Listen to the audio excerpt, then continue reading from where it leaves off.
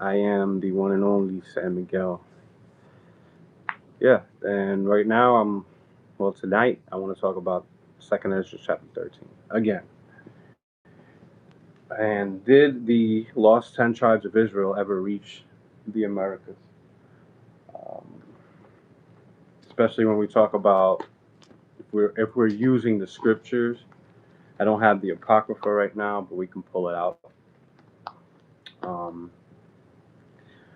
yeah, I'm supposed to have a guest on. We'll see how that works.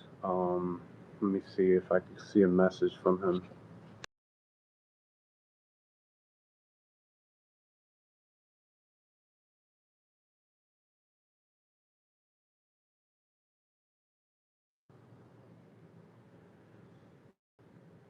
But yeah, I don't see that he's responded back. He told me he has some stuff to do and that he told me that he probably can come on tonight. That was the original thing that he did say.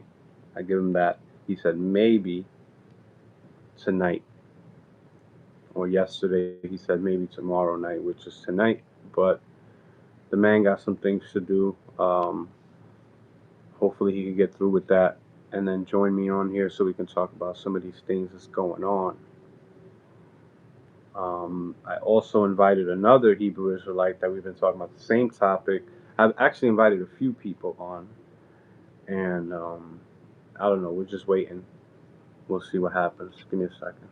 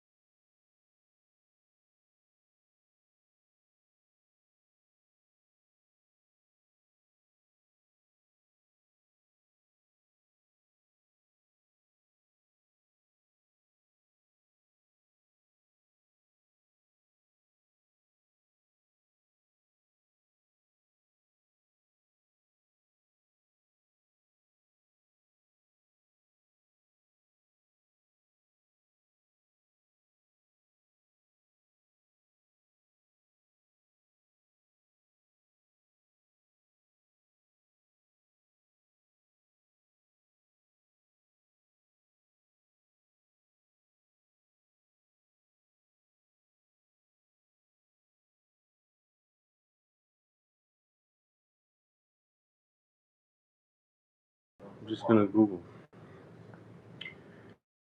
So yeah. All right. And I'm on a live stream, just so you know. So let's read Second Ezra chapter 13. I'm gonna break it down. Get the breakdown. Chapter 40. I'm sorry. Chapter 13, verse 40 through 47. Welcome, welcome, welcome.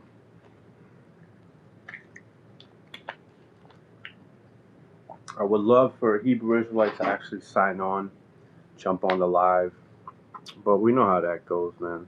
They got a lot to say until somebody actually challenges them.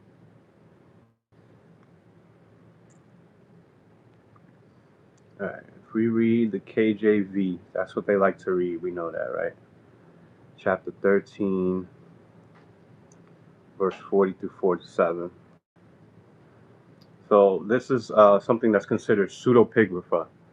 So people have never even verified any of these things to be accurate, because it's supposed to be an angel speaking to the prophet Ezra. But it's been said that these books are actually written way after Ezra was even, you know, supposed to be alive and have existed. This was written way after. This is supposed to be after the Babylonian exile when it was written. Um, but it's supposed to be actually talking about the Assyrian captivity, which is obviously the way it's worded is talking about it in past tense. So we're talking about a futuristic time where this was written, a time when this had everything had already occurred that's being spoken of right now. So we're going to read it. Verse 40 says, "Those are the 10 tribes which were carried away prisoners out of their own land in the time of Hosea the king, whom Salmanassar the king of Assyria led away captive. And he carried them over the waters, and so came they into another land." That's verse 40. So that other land is Assyria. When it says he carried them over the waters, that's the king of Assyria saying that he carried them to another land. What land is that? It's by the river goes on where the Israelite settlements were in Assyria. Um, Haram, Hara, I believe, or Hora was one of the cities in Assyria. So it wasn't anywhere near Nineveh.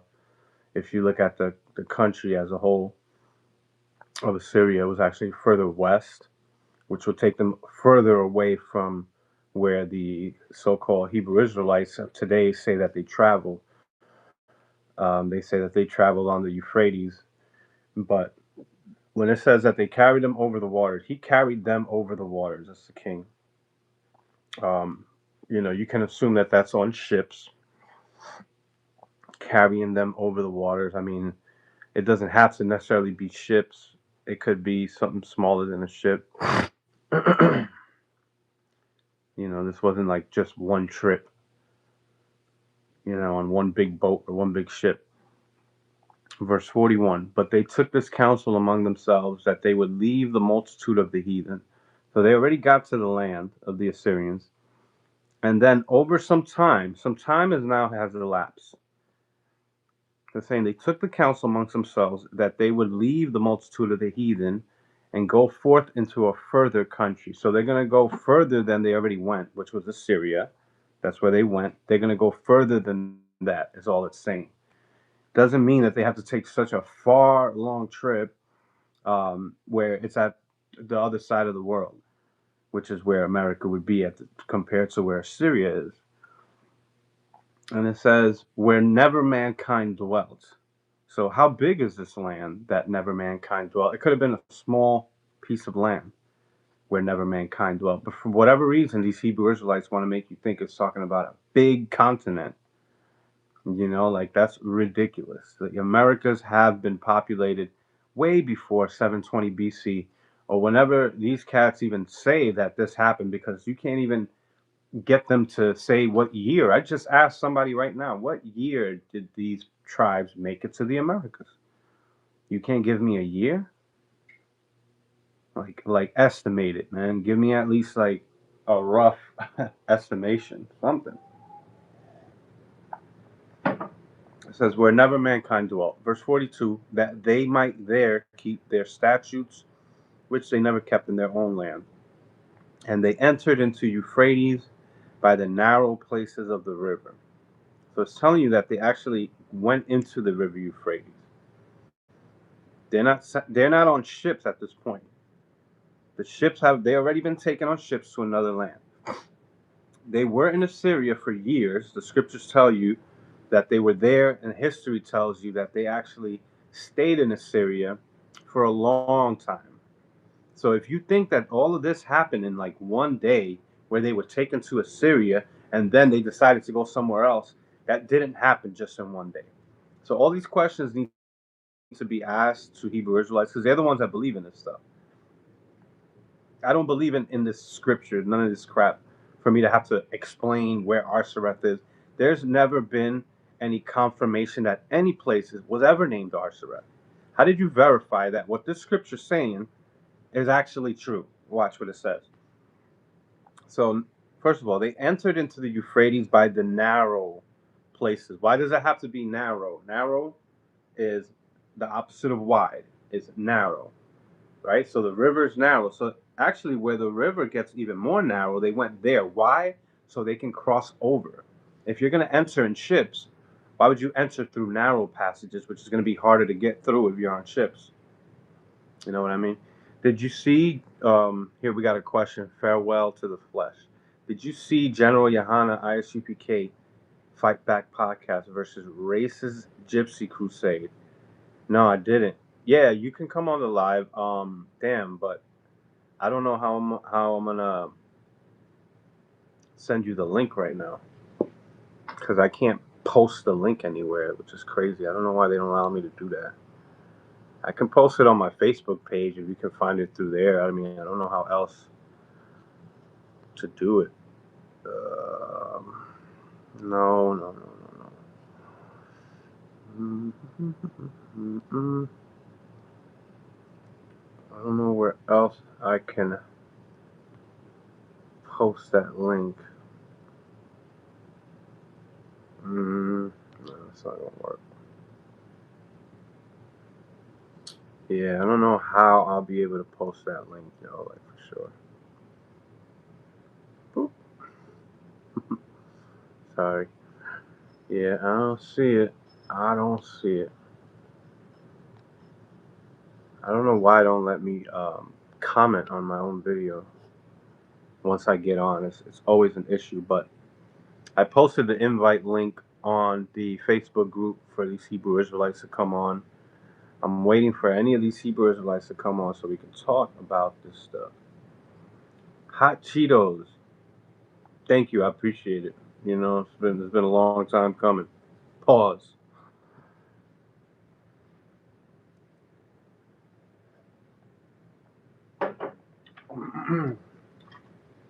Pause. I thank you for that because it's been so hard. Pause. For me to come out. Pause. And all that stuff. But if we read the scriptures, verse 43 says they entered into the Euphrates by the narrow places of the river. The river Euphrates, the word Euphrates actually means easy to cross over or pass over. That's why later it says, for the Most High then showed signs for them and held still the flood till they were passed over. What did they pass over? You got to ask these Hebrew Israelites that. What was it that they passed over? The Euphrates is what they passed over. Just like there was a time when they crossed over the Jordan River. We can go into that too. That's in the book of Exodus. Yeah, during the time of the Exodus. So it's Exodus chapter 4, I believe. Or no, it's Joshua, my bad. I believe it's the book of Joshua chapter 4, verse 22. 4, verse 21. So let's read it. I'm waiting for y'all Hebrew Israelites. I already invited two of y'all, man, and I don't see name one of you. So it says, verse 20. Let's do that. Joshua chapter 4 and verse 20.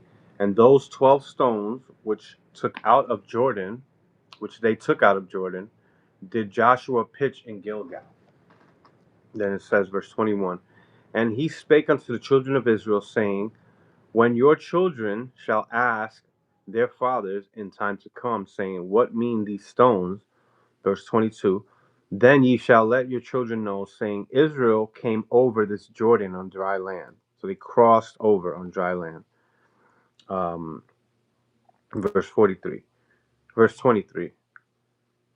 For the Lord your God dried up the waters of Jordan from before you until ye were passed over, as the Lord which your God did to the Red Sea, which he dried up from before us until we were gone over. So the same wording, passing over. What did they pass over? The river Euphrates, just like they did through the Red Sea. They did the same thing when they crossed over the river Jordan. This is actually a common thing that you read about in the Bible. Make sure you give this video a thumbs up. And show some love. Make sure you like this and you subscribe so that way you can come back and we can do this all over again. Verse 44, again, it says, "For the Most High then showed signs for them and held still the flood till they were passed over. For through that country," now this is the dagger in the hearts of these Hebrew Israelites. They can never answer this. "For through that country there was a great way to go, namely of the year and a half, and that same region, aka country, is called Arsareth." So Arsareth was the country or the region that they crossed over. How big was the country? It says that it took them a year and a half for them to go through. I'm sorry, not cross over, but go through the country. If Arsareth is America, and it's telling you that it took them a year and a half to go through Arsareth, which you think is America, how can they be getting to America in a year and a half when it says they actually went through America or Arsareth and it took them a year and a half? Of course, we know according to what they believe, Arsareth is America. And there's no real evidence of this. There's anecdotal evidence. There's this so-called because it says where never mankind dwelt. They feel for whatever reason that that's America, as if in 720 BC there weren't people in these lands. And even if you want to push it to 500 BC, that's even worse. You're getting further away from the actual real time that people started inhabiting the Americas. It goes back 24,000 years. They have it at 24,000 years. Some people say 15,000 years because there were other migrations. I think the main migration was about 15,000 years ago, but there was one about 24,000 years ago. And they were mostly from East Asia to the Americas. That's why you have Native Americans, Canadian, indigenous Canadians, right? Canadian Indians. That's why you have them looking like Siberians, like East Asians. That's because there's a genetic connection. You can see it in the teeth, what they call the shovel shaped incisors. When you look up dentistry, I mean, this is how they can confirm dead bodies sometimes that have been burned, and you can't tell anything else except their teeth by their dental records. It tells a lot because there's something in your genetics that's going to show in your teeth. It's going to show in your facial features, your phenotype, your eyelids, the monolid eyelids that Native Americans have. Um, you find that in East Asia, and it's very common and consistent with what you find in East Asia and Siberia, because Native Americans that came here, they actually are descendants of ancient Siberians, and this is a common, well-known thing in archaeology and history and Mesoamerican uh, history and Paleo American history. So you have to look up where the Paleo Americans came from or the Paleo Indians, and it's going to lead you to East Asia every time. Sometimes the migrations were walks. They say that many times they actually took uh, a migration by sea, coming down the Pacific Ocean, coming down the Pacific coast alongside, California, what we know today as California. They would have made their way from up in East Asia, crossed over Beringia, which is a land that once was exposed, but now it's covered by water. Um, but you can still, they can still go down, deep dive, and see ancient ruins and ancient remains of. You have kitchen and cooking areas, furnaces where they used to burn things, where they even found the bones of ancient Siberians living in Alaska. So they've been made it over.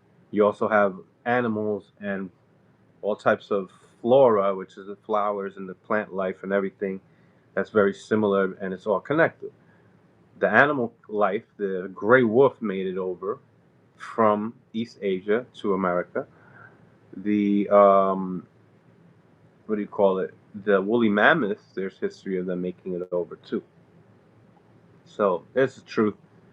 A lot of people don't want to, admit it, but the truth is the truth. And we're still waiting for these Hebrew Israelites to come on. So wherever y'all at, come through and yeah, say what up. Farewell to the flesh. My bad. I don't.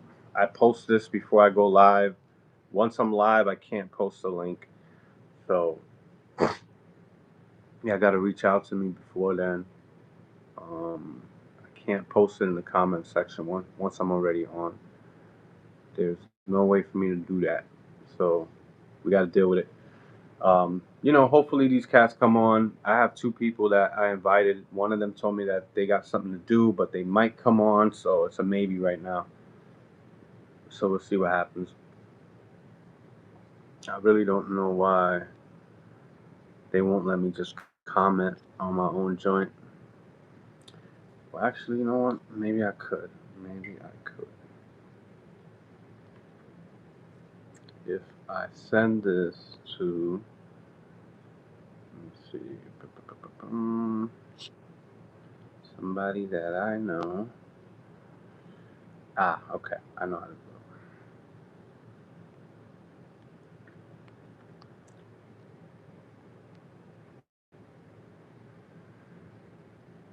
it. Okay. Now, let's see here.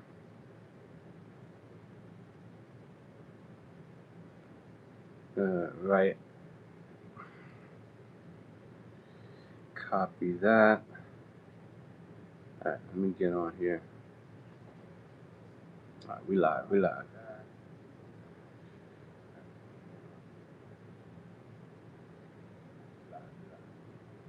All right. That's the link. I don't know if y'all can see it.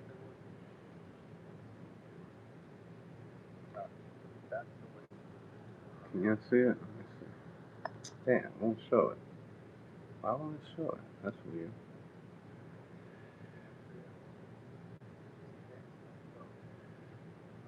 Um, Posted it again, and nah, it's not posting. Sorry, y'all. You're gonna have to find another way, I guess. Let me see. Nah, it's not posting. Sorry, y'all.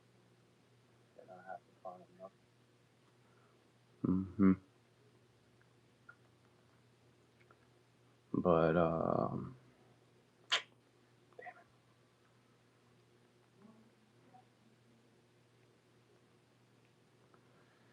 yeah, it won't let me. Maybe if um,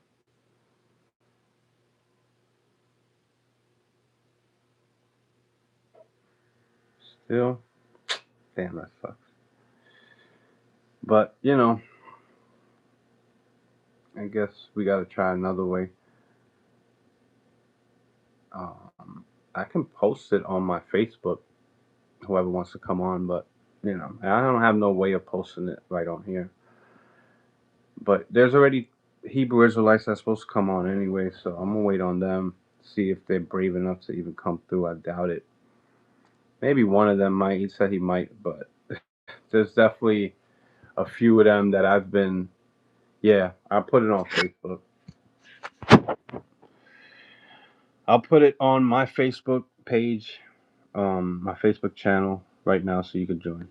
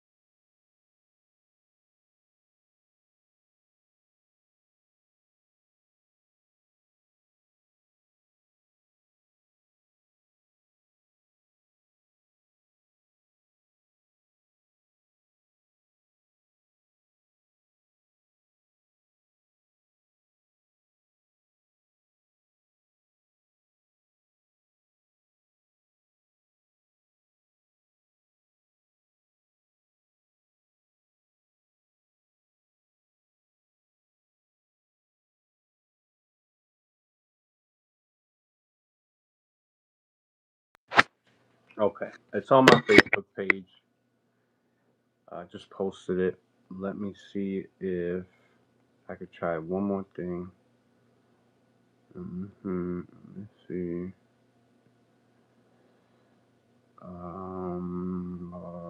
No, this is it right here. Boom. Okay. This can be removed. All right, let's try it one more again. Oop. Will this post?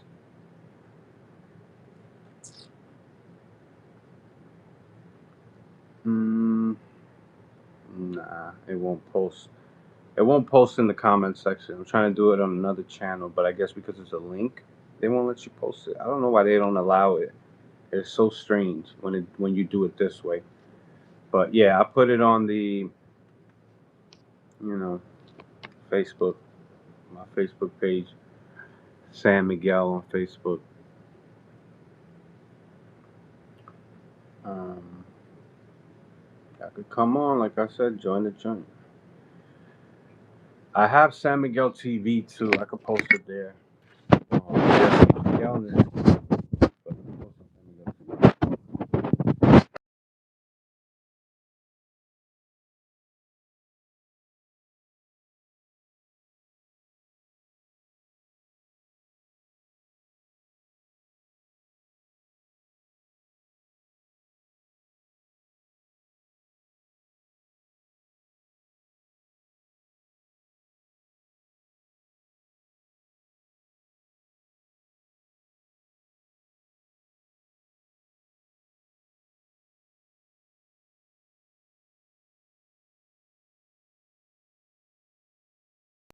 Okay, it's officially up on San Miguel TV on Facebook.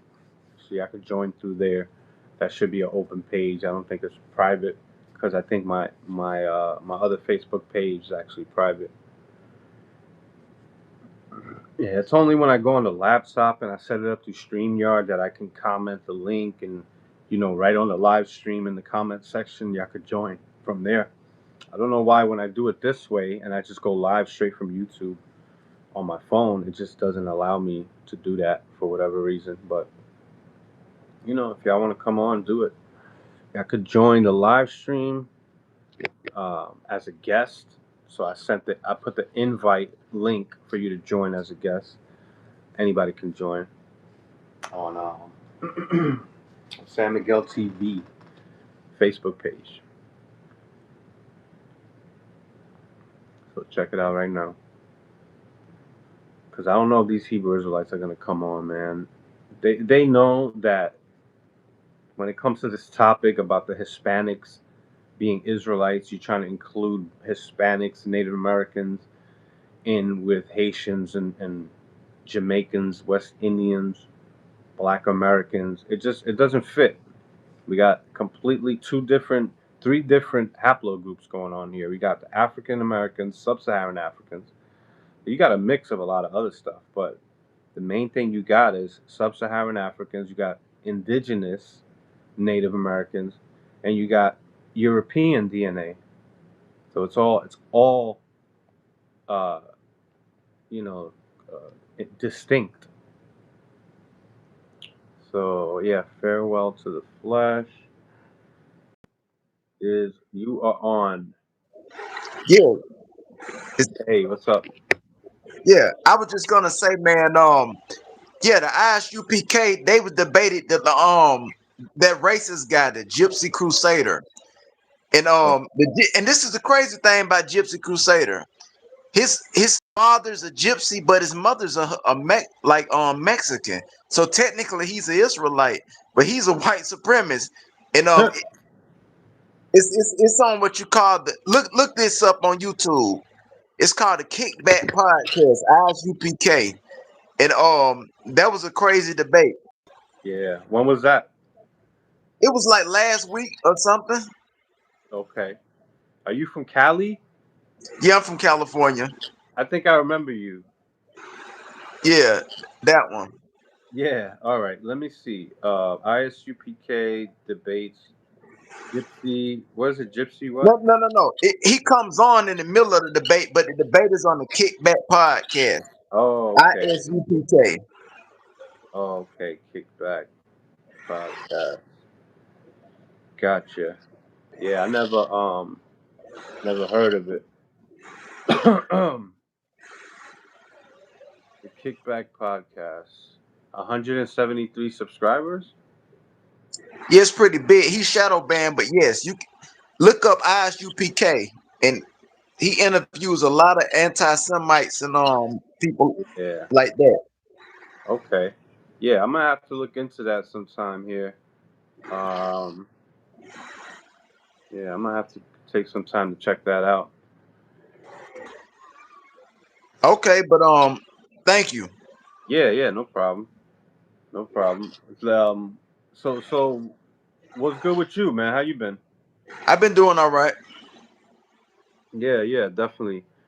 Um, I know we didn't really get a chance to talk too much last time, but I think you made some comments before about some of the Hebrew Israelites in California and how Yeah, they're in the closet and all of that. yeah, and they're insane. They're Right. yeah, that's why I support.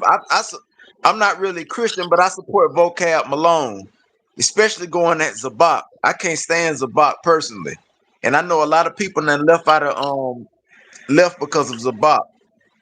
Yeah, Zabak.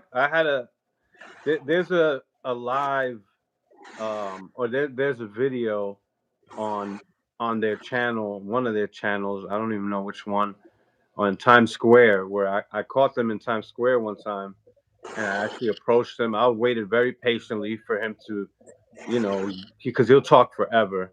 He loves to. He loves to just hear himself talk, and we went back and forth about um, the what was it? King David's baby. Like when we were Right. talking about that not too long ago, and how the Bible says in Deuteronomy 24:16 that the children shall not pay for the sins of the father, but God kills King David's baby for what King David did. So is this supposed to be unrighteous?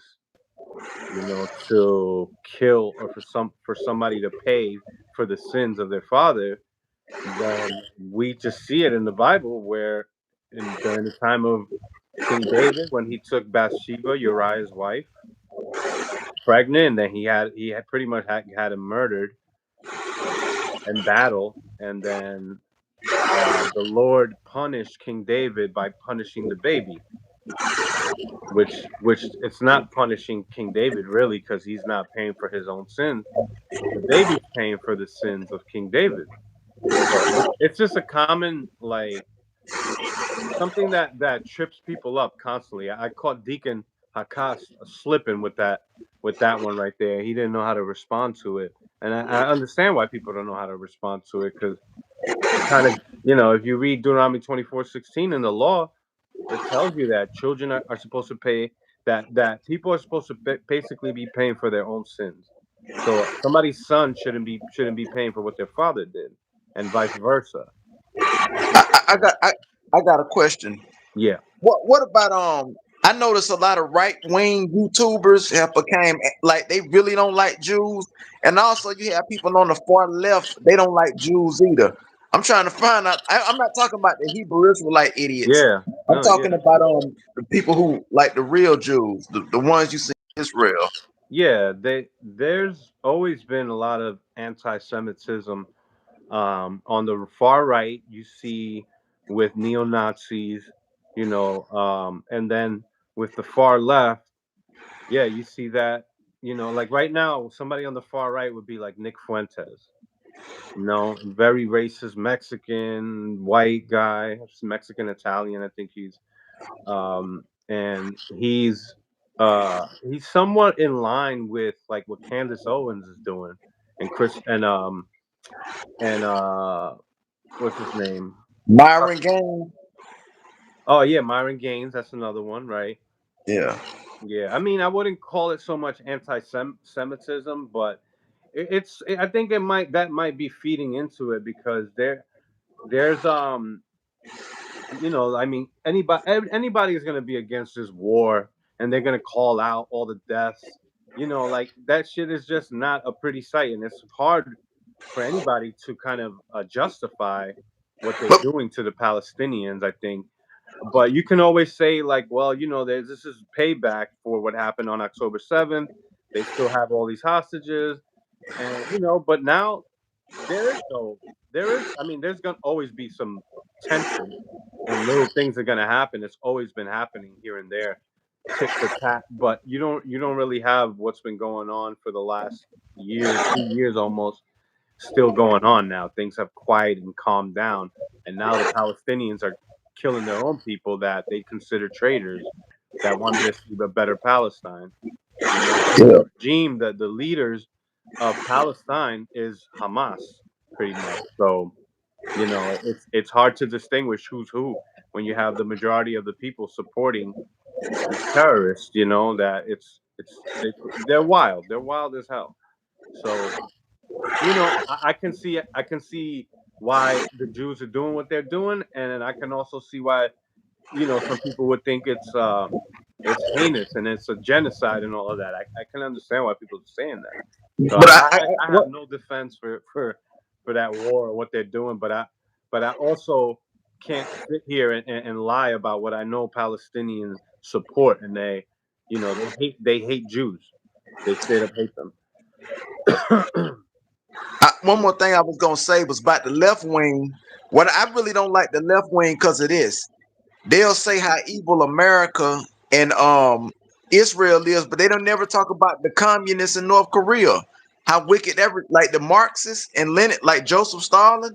The Yeah, communists are some of the most wickedest people in the world. The yeah, Marxists. yeah, for sure.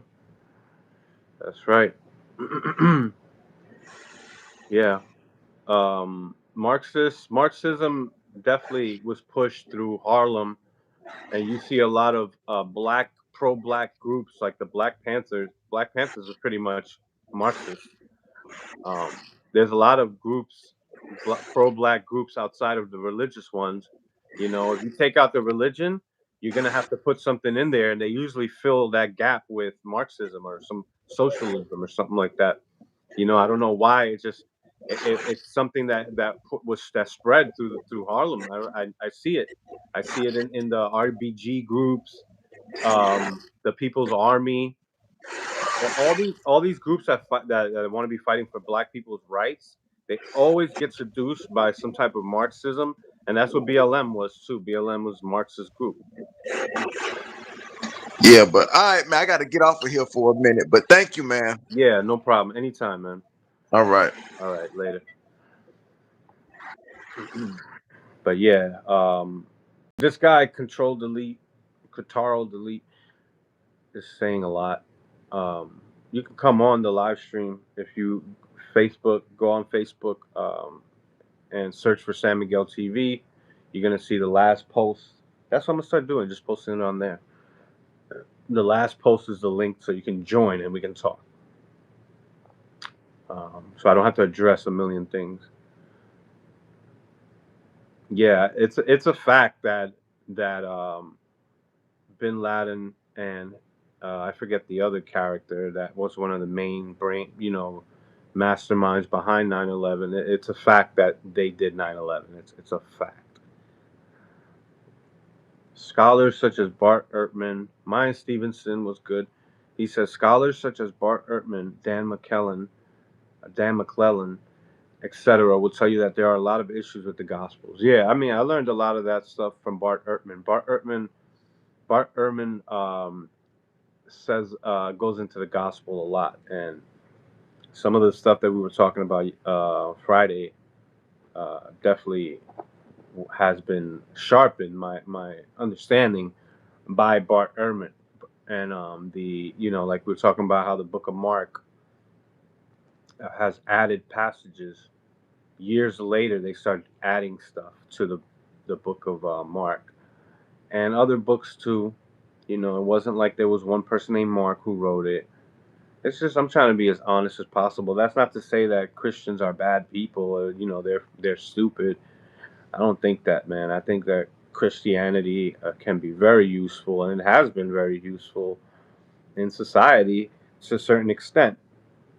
And people, I mean, you have the right to do that. That's why we have the great country that we have, where we allow people to be as racist as they want with their religion. And just as long as you separate that from the state, and you can't use your religion to impose any type of political laws and things like that, even though people are going to do that, but they're not going to give the reason behind it and say that, oh, it's because of my religion. But it is what it is, and I know that this country is very, very Christian, and we got to learn to get along with Christians, even though I might not agree with them. It is what it is. And if you're a Hebrew Israelite, you got to do the same thing. And I got to get along with you too. If you're a Muslim, we got to get along with you too. Now, I think one of the most problematic beliefs is Islam. So if y'all want to talk about that, we could definitely talk about that. I'm not so well versed in Islam like that, but I know my stuff. I can talk about it intelligently. I know where we can pull out scriptures and point out what's wrong with Islam, pretty much. I can, like the witnesses, the testimony, of a woman is half that of a man. So if you got one woman saying something versus one man saying something, they're gonna take the man's word over it because it's a man. That's Islam. So if you people that want to push Sharia law into our government, into our society, and try to rule and govern our country with Sharia law, they're insane. This is why you have the mess that you have in Iran and in Palestine. This is because of all this Sharia crap. but uh, but yeah, join the live stream. I'm still waiting on some of the Hebrew Israelites to come on. We were talking about Second Ezra chapter 13. We can continue to read some of that. In verse 45, I mean, this is the main verse that destroys the Hebrew Israelite claim that Arsareth is America. Verse 45 is where the only verse that's ever mentioned the word Arsareth. For through that country there was a great way to go, namely of a year and a half, and the same region is called Arsareth. So Arsareth means another land, and this is the country or the region that they went through. How did they go through this region if they're on ships for a year and a half? What country can you go through on ships for a year and a half and still be in that country? How can you get from Assyria to the Americas on ships for a year and a half going through a country? How is that even possible? It's not. And there's a lot of issues with the way that Hebrew Israelites believe in things, and the things that they believe and how they choose to believe in it. Their logic is completely. I mean, this right here, it's just reading comprehension should destroy whatever it is that you believe about Arsareth being America. Right here should destroy it. But verse 46 says, "Then dwelt they there until the latter time, the end days, right, the last days. And now when they shall begin to come," that's verse 46, continues in verse 47, because verse 46 ends with a comma, and then verse 47 continues and says, "The highest shall stay the springs of the stream again, that they may go through, that they may go through." I'm going to end it there with the verses, because that's the middle of verse 47. Then it says, I mean, well, we can finish it. It says, "Therefore sawest thou the multitude with peace." But the main thing I want to get out of this is verse 47, where it says, "The highest shall stay the springs of the stream again." That means that God is going to stop the flow of the river. A stream is a river. So the flow of the river, the springs, he's going to stop it again. Why is he saying again? It's because he said that he did that for them to get out and go through the country. It said before any of that even happened, the Most High showed them signs and held still the flood till they were passed over. What did they pass over? They passed over the river Euphrates. They didn't pass over an ocean. I mean, what ocean did they pass over? The Hebrew Israelites can't even tell you which direction the 10 tribes would have taken once they hit the Indian Ocean up, coming out of the Euphrates. Like everybody, like they always try to say, well, don't you know the Euphrates goes to the Indian Ocean? Yes, we know that. The Arabian Sea and all of that. It goes to the Pacific Ocean eventually, if you keep going. Not always, because sometimes the river Euphrates is so dried up that you can't even get it. You can't. You're gonna get stuck along the way. So we had to make sure all of that was going on in order for the 10 tribes to make it. When at the same time it's telling you that he held still the flood. So that means there was no flow of a river.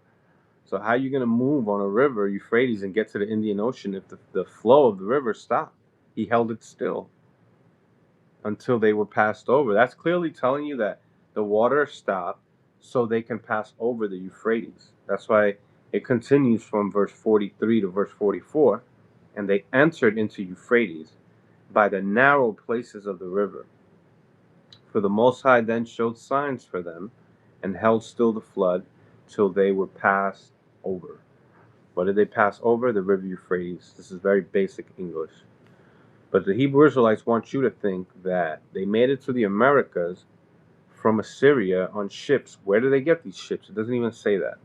You're going to assume that they took them from the Assyrians, but it doesn't even say that. All it says is that they took this counsel among themselves that they would leave the multitude of the heathen. So all they did was leave.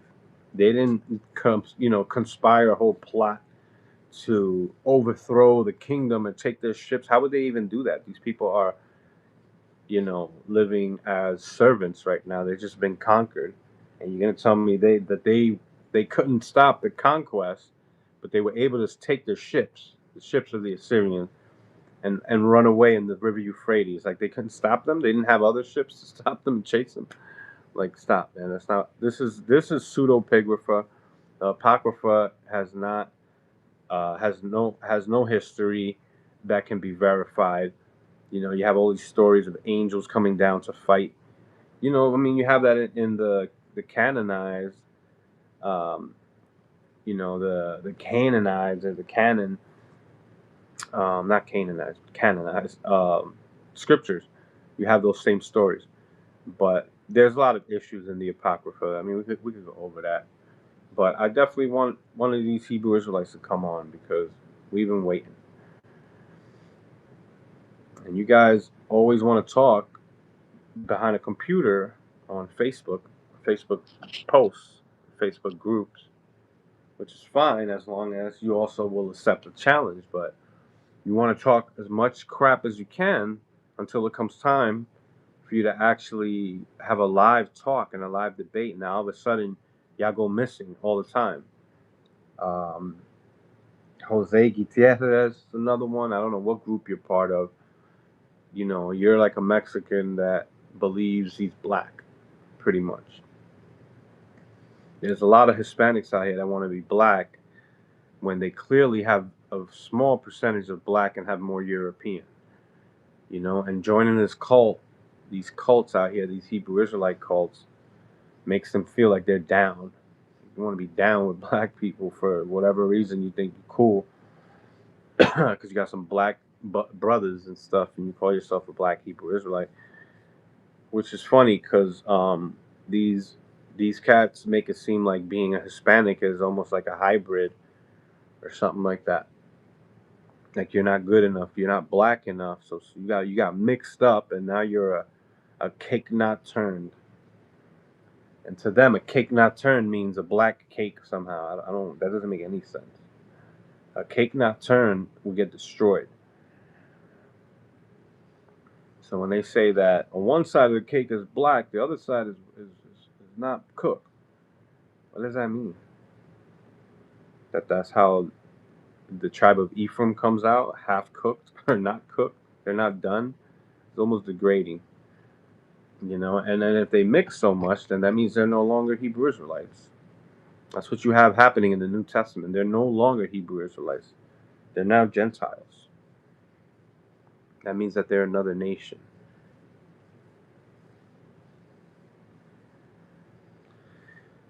May the gospel is not divinely protected. All right. Are you talking to Mayan? Mayan Stevenson? But yeah, the government is shut down right now. People are not getting food stamps November 1st. We're going to see what happens. Hopefully by then they figure something out because we got 1 week to get it together. I believe November 1st is actually less than a week. It's only 6 days away. Because today is what, 26th? 31 days in October. Yeah, man. It is rough out here.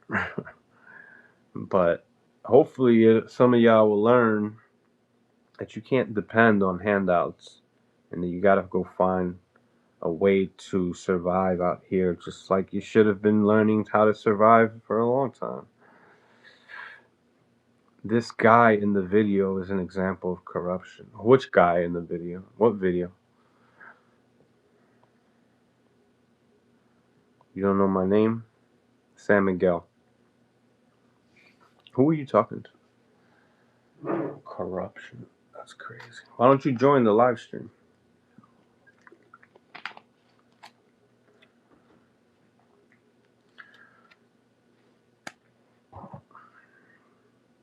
Definitely anybody can join the live stream. Waiting on some Hebrew Israelites. Any Hebrew Israelite.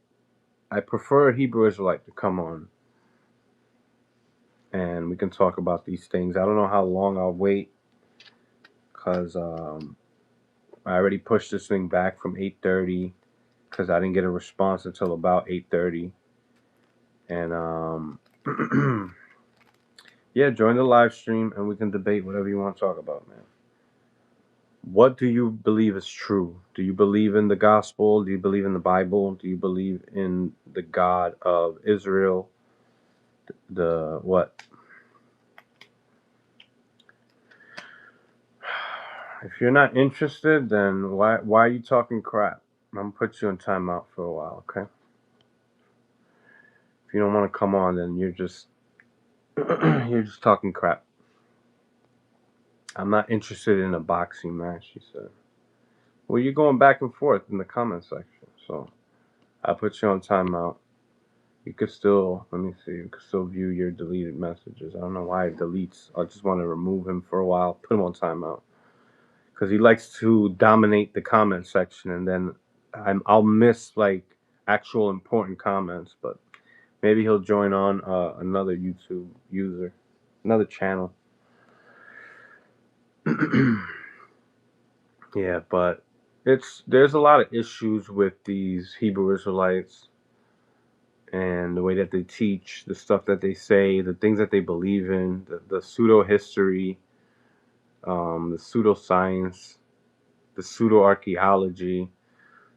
Some of this archaeology is actually factual, but they misrepresent what it's actually saying.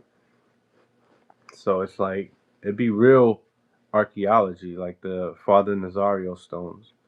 There's real artifacts and real, you know, etching and stuff that done to these stones that, you know, it's actual history. It's verifiable. Epigraphy will verify it. The science of epigraphy could verify this, which is how to study, you know, languages and studying, you know, the origin of languages, not just etymology, but, you know, they really study it, how things are you know, traced and etched and all of that, and they can see like, oh, this might have a Middle Eastern or a Arabic influence or Sanskrit influence or something like that. And it's a great science, and you know, God bless these scientists.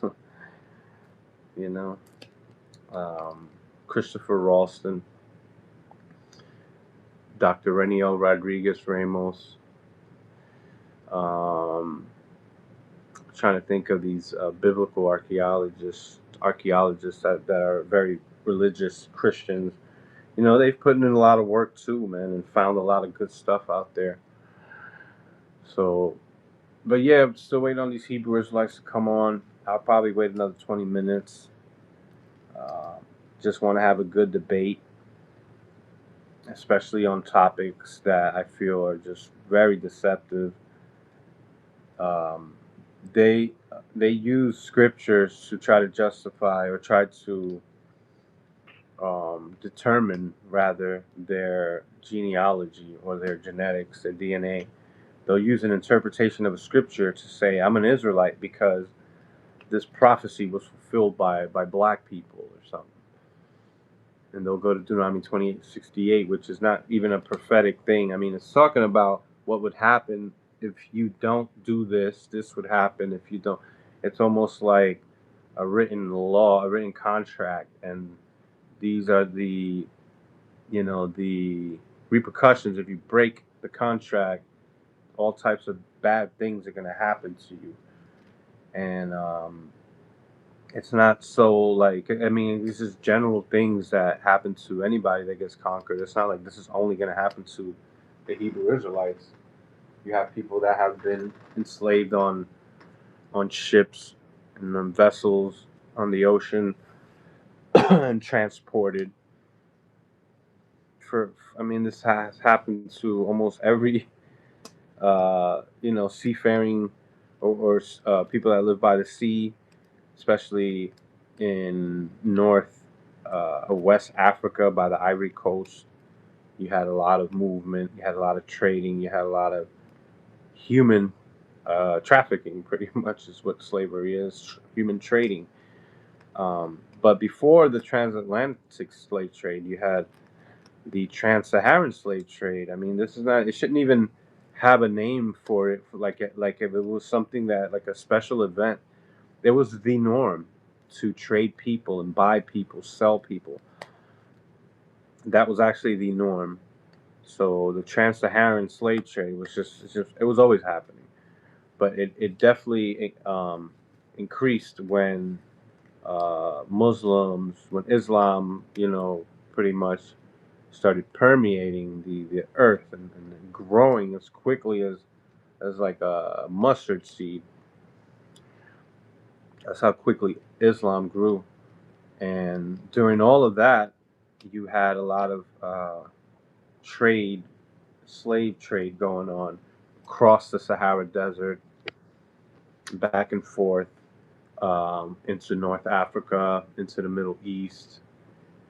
And there's good history of this happening, even going more north into North Africa and across the Mediterranean. You have history of all of this happening, man. As long as they were able to travel on ships, as long as people were able to travel on ships, people were bringing their slaves on ships, just like they would bring their water or anything of value, anything that's necessary, anything they can trade, anything that's needed, a servant. And that's what happened. But we're still waiting on these Hebrew Israelites. Where y'all at? Where y'all at? That went backwards. There's two of y'all I was waiting on. One gave a maybe. The other one has no response as of yet. So let me check the Facebook page.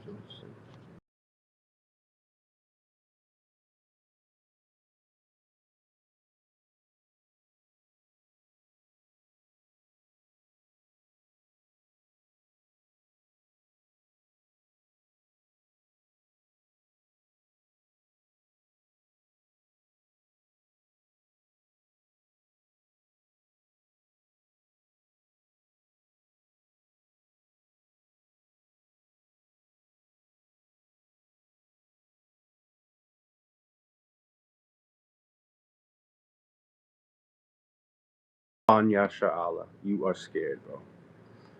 I saw him respond on Facebook, and he said, "I'm building right now. Ever since you fell out the faith, you don't know how to read these scriptures or something. You don't read these scriptures. We reading it right now. Why are you fronting? You know that you're scared. You know that you don't know how to actually read these scriptures. You ain't building. You're constantly confirming your crazy belief by sticking to what you think that you know, and you never debate. That way, nobody could ever show you how you're wrong."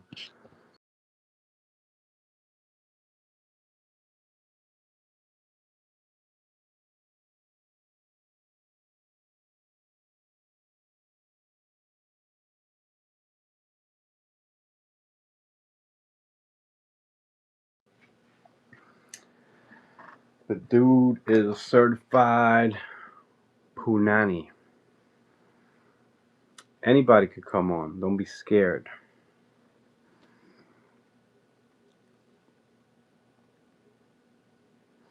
We want to read 2nd Esdras chapter 13, verse 40 to 47.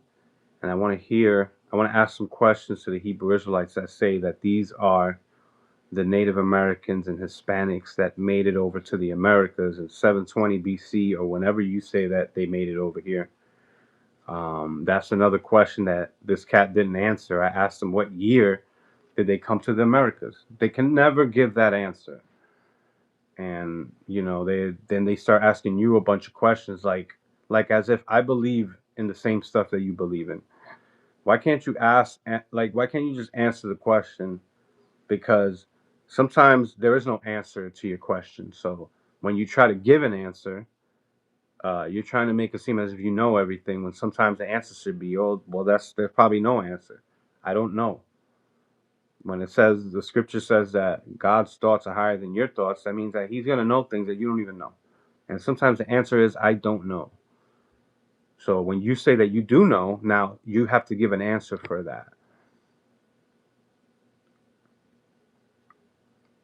Because you don't have to have the right answer to know when somebody has the wrong answer. And this is another thing that these people can't not conceive, is that just because somebody doesn't have an answer for something that they just made up a question. Where is Arsareth?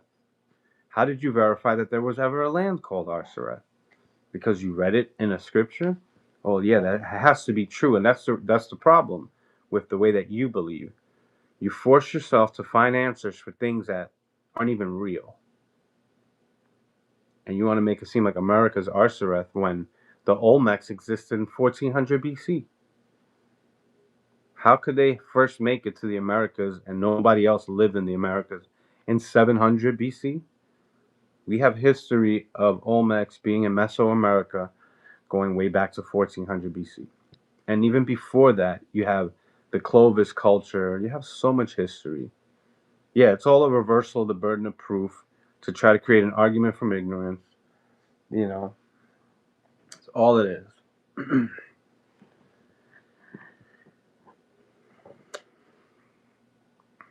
you know.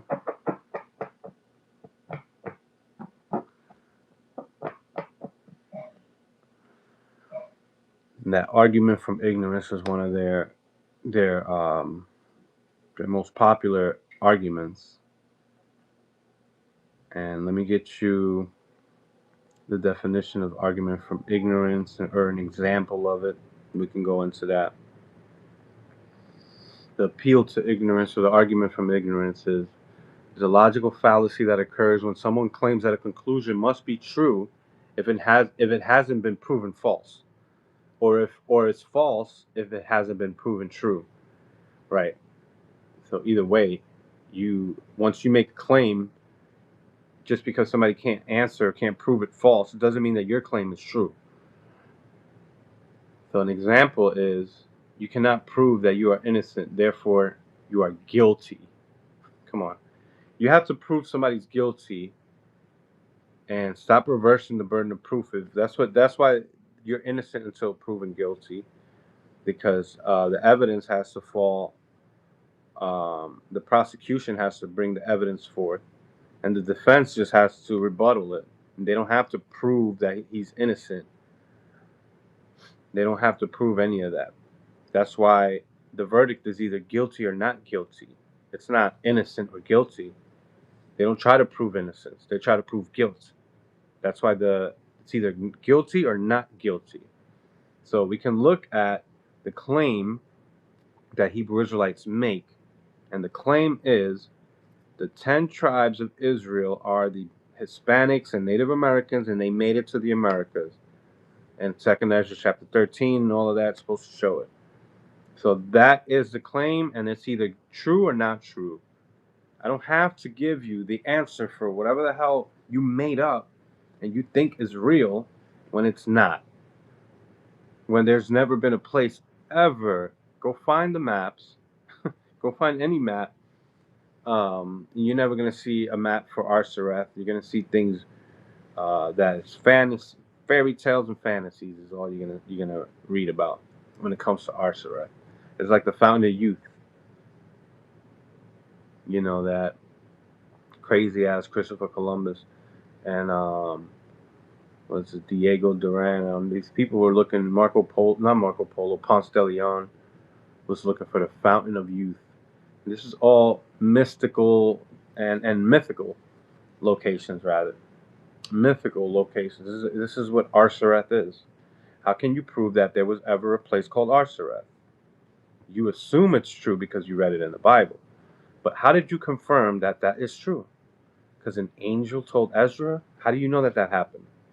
How were you able to prove that an angel ever spoke to Ezra when Ezra was already dead by the time the book of Fourth Kings or Second Ezra's was ever even written? So stop trying to reverse the burden of proof.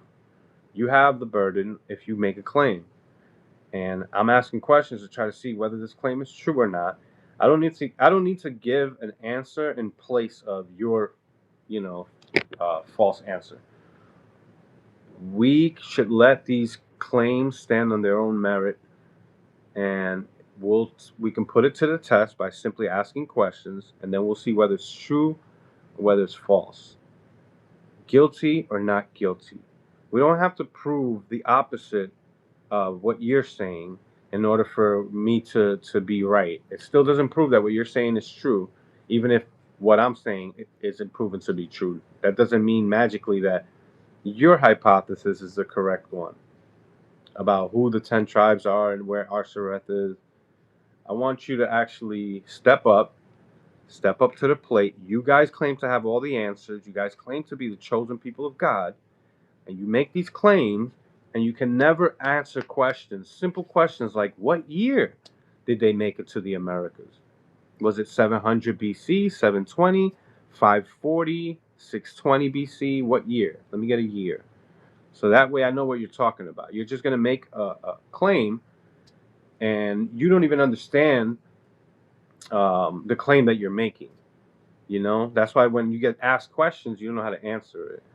And your response is always to put the burden of proof on the other person that doesn't believe in what you're saying.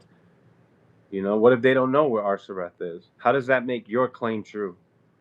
Because you claim you know where it is. Okay, so you're the one that has to answer for these claims. So just saying that there's a place called Arsareth without verifying it is a problem too. Don't just come out and say that where's Arsareth, which is a loaded question because you're assuming that Arsareth even exists. So why don't you tell me where Arsareth is? You're the one that believes in it. Anybody, any Hebrew Israelite wants to step up, the link is out there. I put it out there. You can go on the Facebook page, San Miguel TV, or on Dismantling Hebrew Israelism, and you can see the link on there. I posted it there too. Any one of y'all. What up?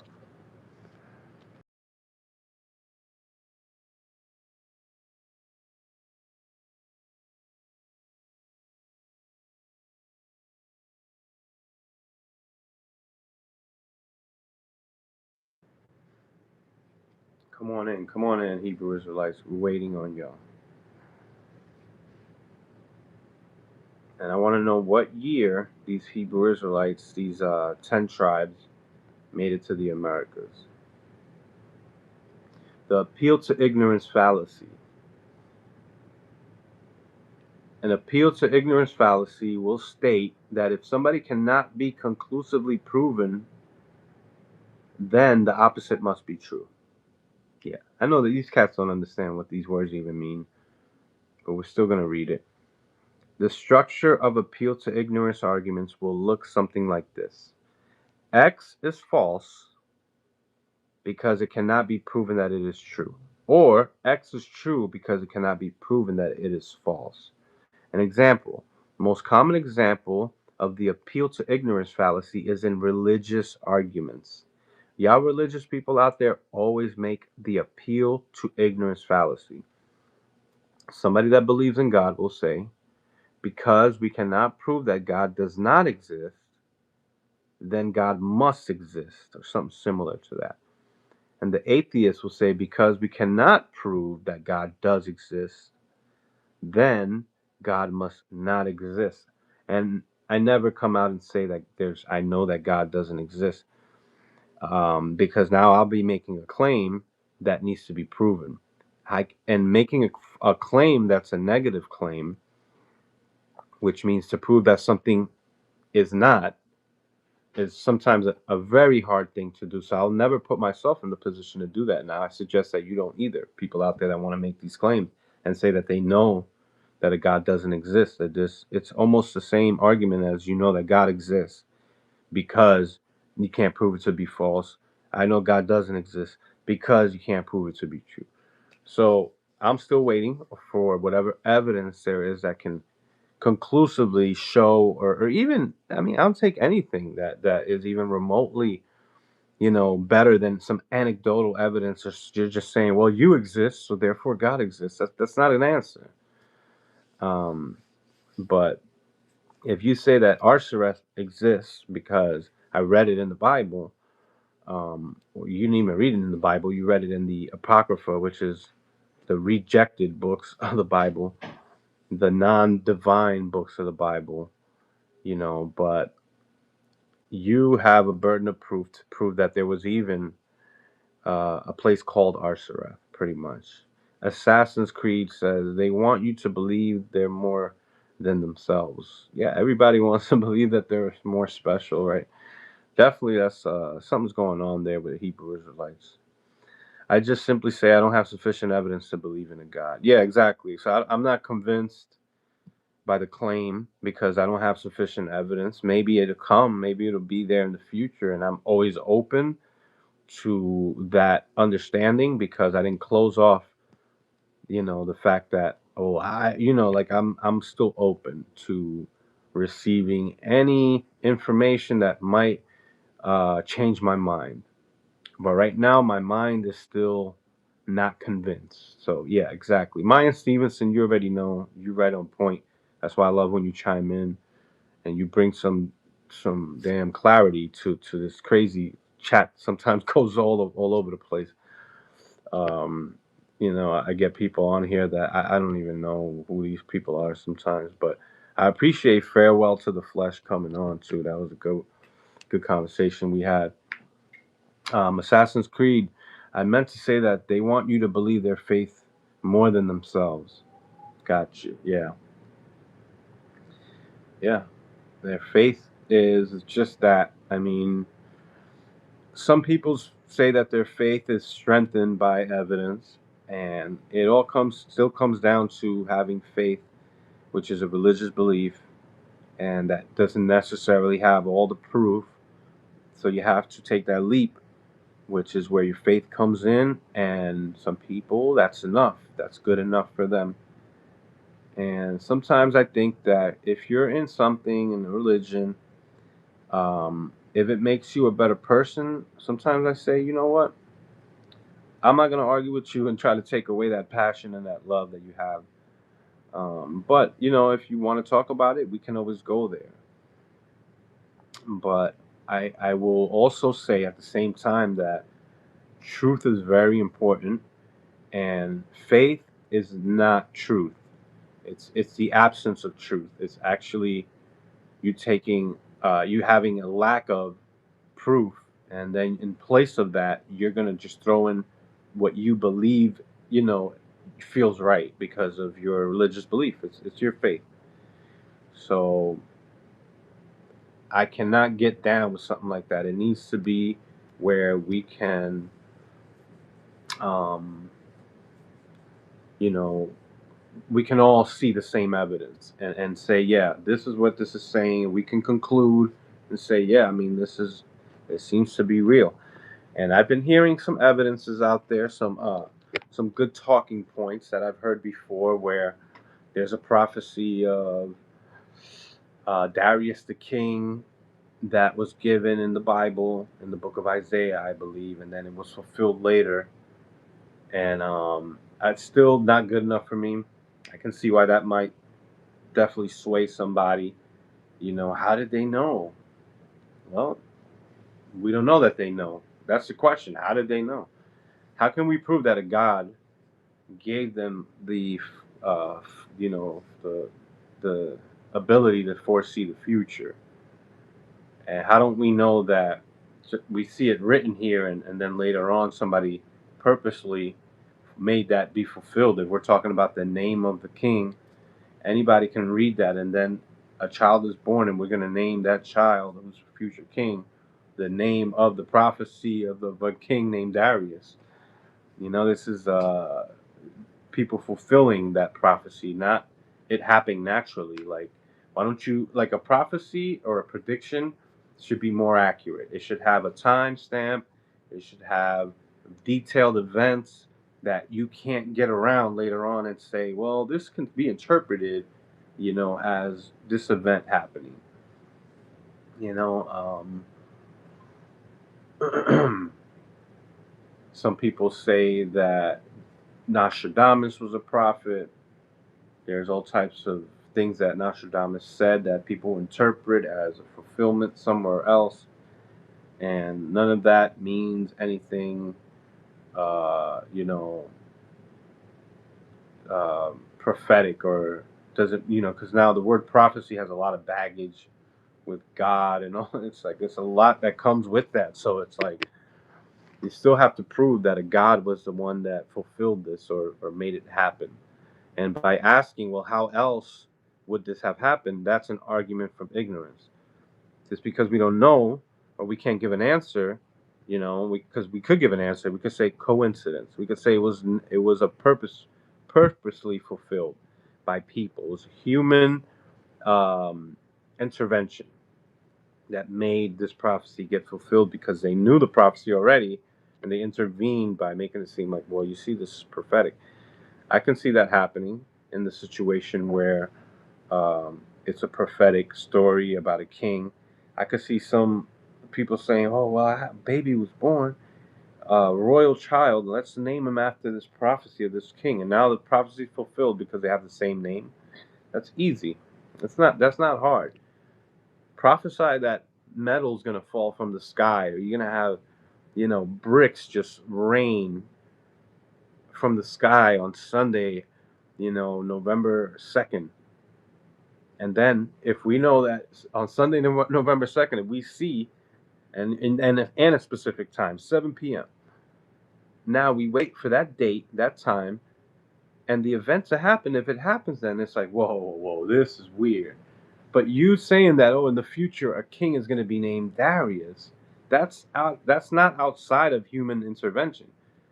Humans can very easily intervene and make that prophecy come to pass. Or in the future there's going to be poison in the water supply in Boston. Okay, then somebody might go and poison the water supply in Boston and make it seem as if, you see, this prophecy was fulfilled by God. Like, no, there's a person made that happen. So things like that, man, we got to look at all of that. The argument from design, um, the watchmaker argument, there's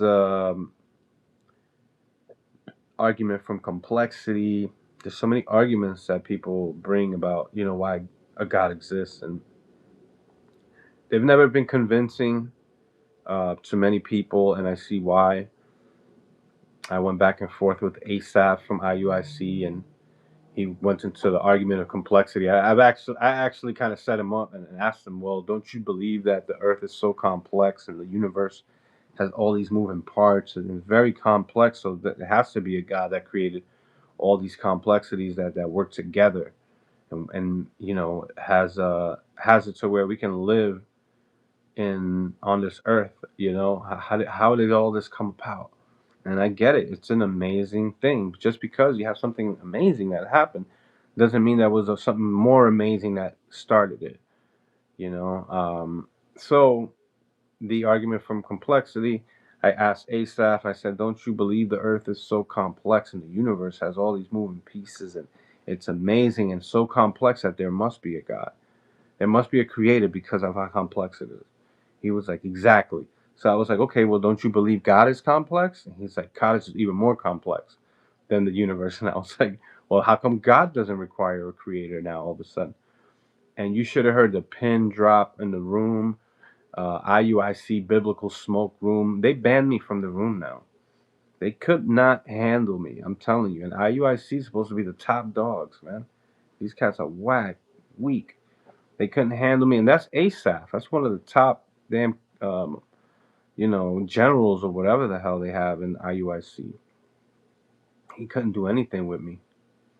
But yeah, I invite you ISUPK cult groupies, IUIC, ICGJC, GMS, where y'all at, man? Tahar, you should come on this joint. How long have I knew you, Tahar? How long have we been going back and forth on YouTube, and you still won't give me uh, an interview, a debate? I don't even want to debate you. We done that. We went back and forth already through the videos. I'm not too interested in debating Tahar. I want to just interview him and ask him some questions and pick his brain. Because that person is that's an interesting person right there. That would be the most interesting interview. I think he stopped doing interviews once Polite got him to admit that they gonna get 12-year-old girls. Holy crap! They were like, you know what? We got to stop doing videos. We got to stop doing interviews. GMS. But yeah, IUIC. They didn't they kicked me out at that time when that debate when I made ASAP look stupid. He started yelling, and I was trying to talk, and he was talking over me, and because he was trying to redeem himself from the how foolish he just looked.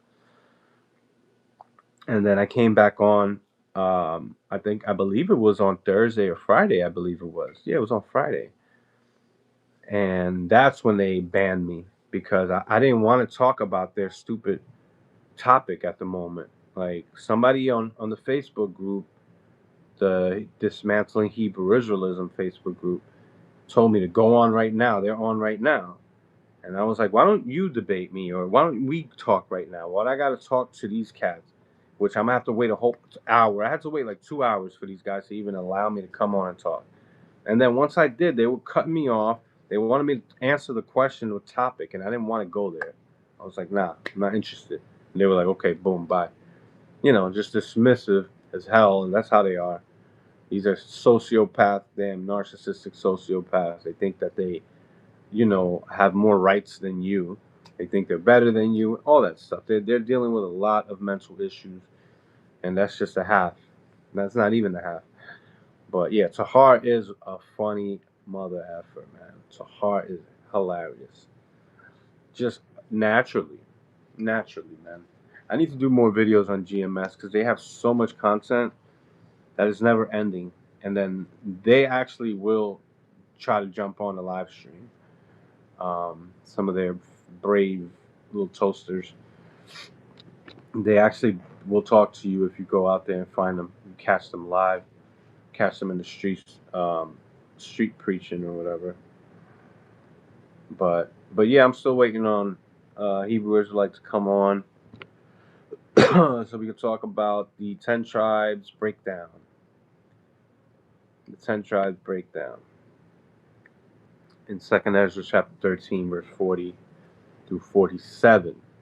Not 46, verse 47. That's how far I want to go in Second Ezra chapter 13.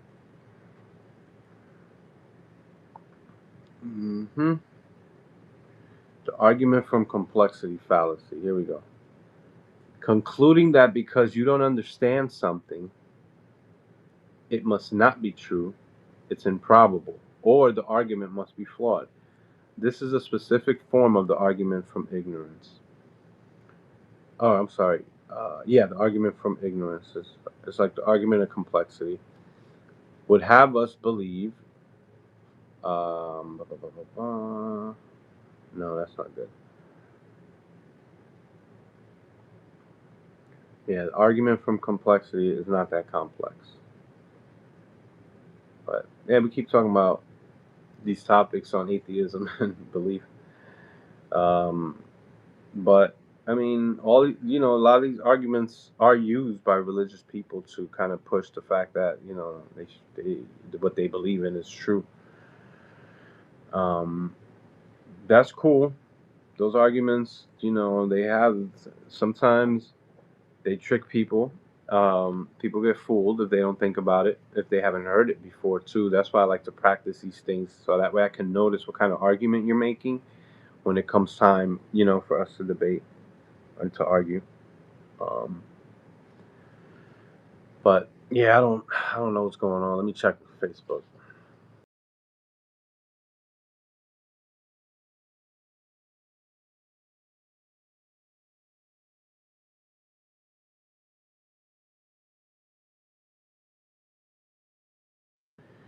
Yep, I got nothing. No response from either one of these Hebrew Israelites. And one of them was just responding not too long before I even started this thing.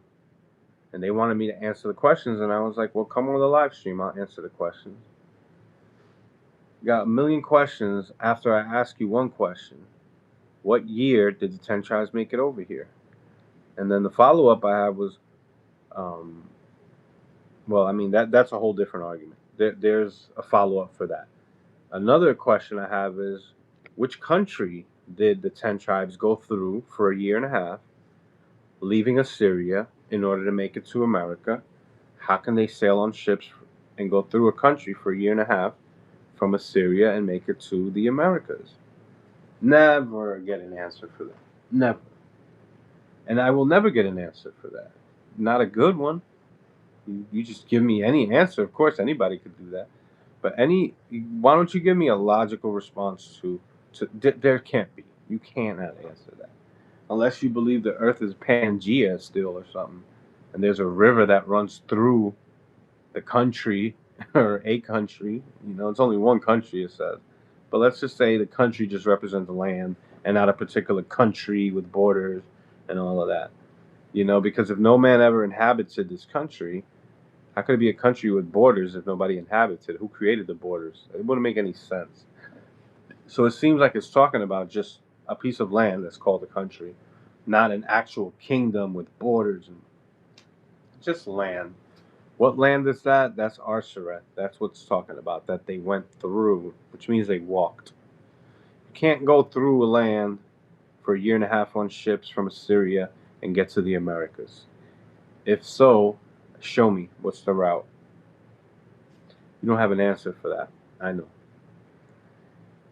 You have a fake 12 tribes chart, which you've never received a breakdown for every individual tribe.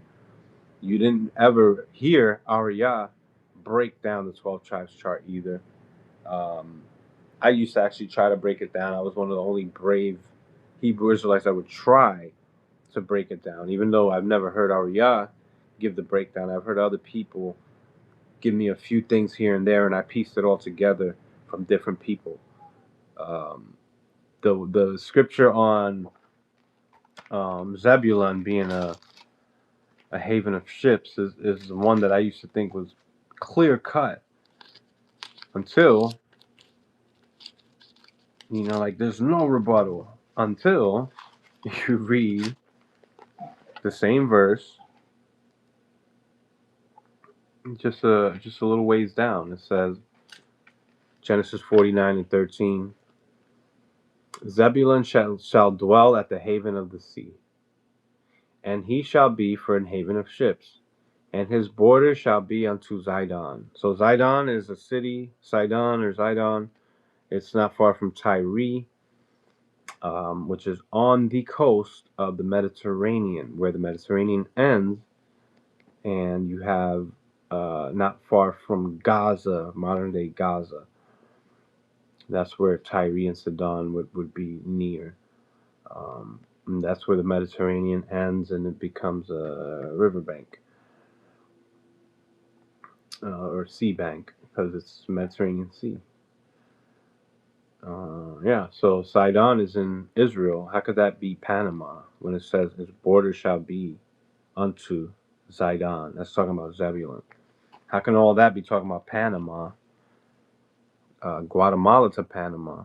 Insanity.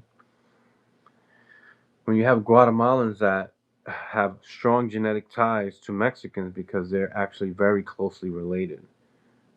Guatemala borders Mexico, and a lot of the ancient Mayans and Aztecs spilled over to that part where Guatemala is today, and there were no borders at that time. So, how can you say these people are Issachar, these people are Zebulun because they crossed an imaginary line some time ago? Now all of a sudden they're Zebulun, but all these people that came out of Mesoamerica are very genetically connected. So Aztecs and Mayans are the same people. They're not a different people, and like there's the same genetics. It's the same like group. It's like Bloods and Crips. It's the same thing. They were just starting, to go by different names. So they say the Mayans are Zebulon and the Aztecs are Issachar. But you have that DNA that's shared all throughout Central America, especially in Guatemala. These people are very closely connected to what you call Issachar in Mexico. It's 10 tribe breakdown. The 12 tribes breakdown is ridiculous. Verse 14 in Genesis 49 says, Issachar is a strong ass, couching down between two burdens. What does that mean? I need the breakdown for the two burdens. What's the two burdens? And what does it mean crouching down? Some people say the two burdens is America and South America, or America and Central America. How do you come to that conclusion? And the answer is going to be, well, what else is it? No, you have an answer. Get to the damn point. Give me a reason for why what you're saying is true. It's because nobody else has an answer. That's what makes your belief true. This is argument from ignorance. Yeah, man. These cats, I don't think are coming on. It's almost 11 o'clock, man. I ain't gonna stay up all night waiting for these people to come on. But at least we went over the scriptures. Let's go over it again. Make sure we close out by shutting this shit down about the fake Arsareth being America, so-called land of Arsareth, which has never been verified to exist. These Hebrew Israelites love to dive into these little secret unknowns so that they can give you an answer and to appear like they are knowledgeable about something that nobody knows about. Because Christopher Columbus was trying to find a route to Asia, and that's why he called the Americas or the Caribbean, he called it the Indies, it's the West Indies. Before they traveled, before Columbus even left to go to Asia, there was no place called the West Indies. It was just the East Indies, or just the Indies, really, because there's no other Indies. It was just the Indies. Indonesia, this is Asia. You can read some of the same references that these Hebrew Israelites use for Christopher Columbus that'll tell you that he was going to Asia. Cathay or Cathay and Cipango, which is China and Japan. I think it's Cathay and Cipango. Cathay, not Cathay. Cathay is how you spell it. But you can read that. That's what it's an ancient name for North China. And Cipango is Japan. And that's where Christopher Columbus was headed to, and he thought that the 10 tribes might be over there. So he brought a Hebrew interpreter because he was reading the book of Second Esdras, and he knew of Arsareth. He knew that it was story talking about a place called Arsareth that the 10 tribes went to. And in some scriptures, it tells you some versions of that, um, different versions of the Bible pretty much that cover Second Ezra chapter 13 that translate it will tell you that they went east. It doesn't say it in the KJV, but if you read the Good News translation, it says they went east. How did they go east? Some people think it's on foot, but on ships to leave Assyria on ships through the Euphrates, onto the Euphrates rather, by using that river to get to the Indian Ocean and to the Pacific Ocean. I'm guessing that would be going east.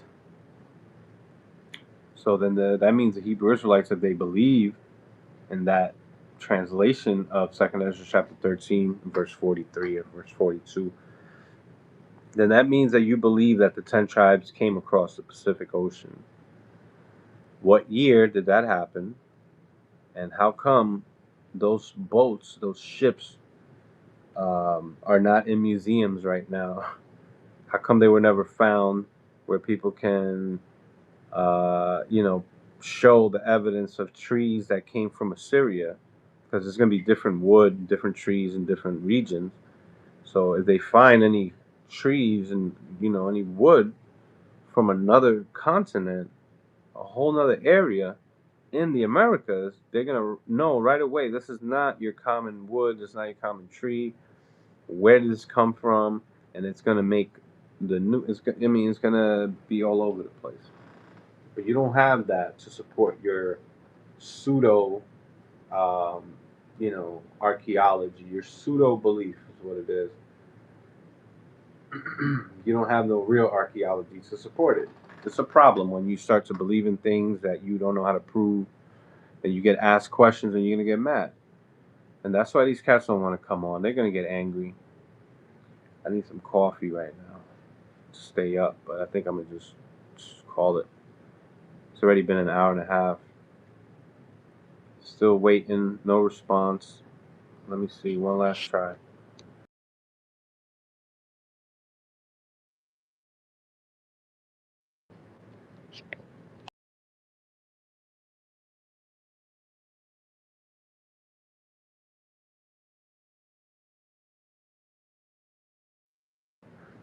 I think he probably wants to get a little understanding of what I believe so that way he's prepared to come and he knows how to respond. But I don't care if you know how to respond. If you heard what I have to teach already, what is, what it's saying is what it is. That's what we're reading. And that's how I'm going to understand the scriptures according to what it is saying. I don't have to change the words around like y'all do when it says white like wool. Y'all want to make it seem like that's talking about texture when it was clearly talking about color. Um, you know, no man shall buy you. You have to change the word buy to mean something else.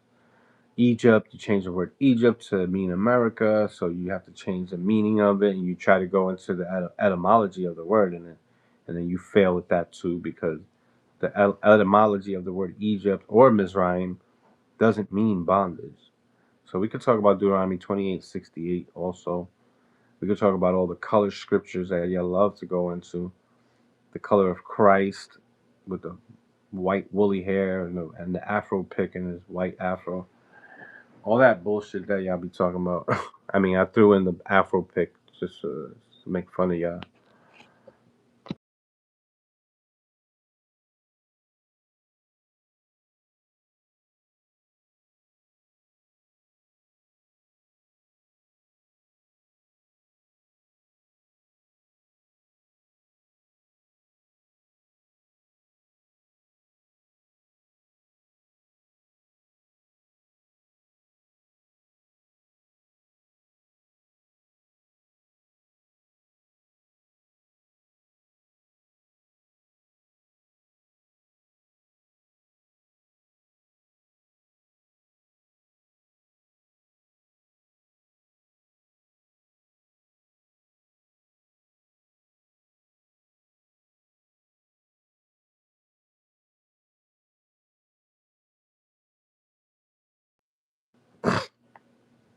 Yeah, the dude is trying to say that he doesn't want to waste time. He's trying to wake up the Israelites.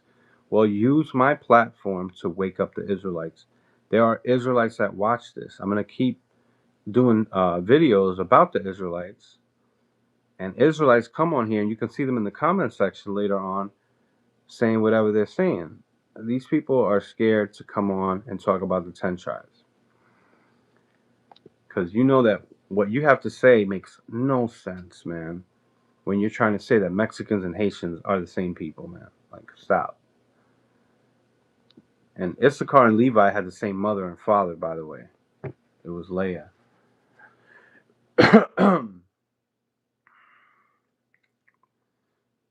But Issachar and Levi are the Mexicans and the Haitians. They look completely different genetics. You don't even believe in DNA, so there's no sense to even go into that with some of these people because they know DNA destroys their life and their world. So they have to say that it's illegitimate. They have to, um, yeah, illegitimize it by saying there's something wrong with DNA. It's not something wrong with what I believe. DNA is not confirming what I believe, so that means there's something wrong with DNA, not my belief. Completely backwards. A complete confirmation bias is what you have going on.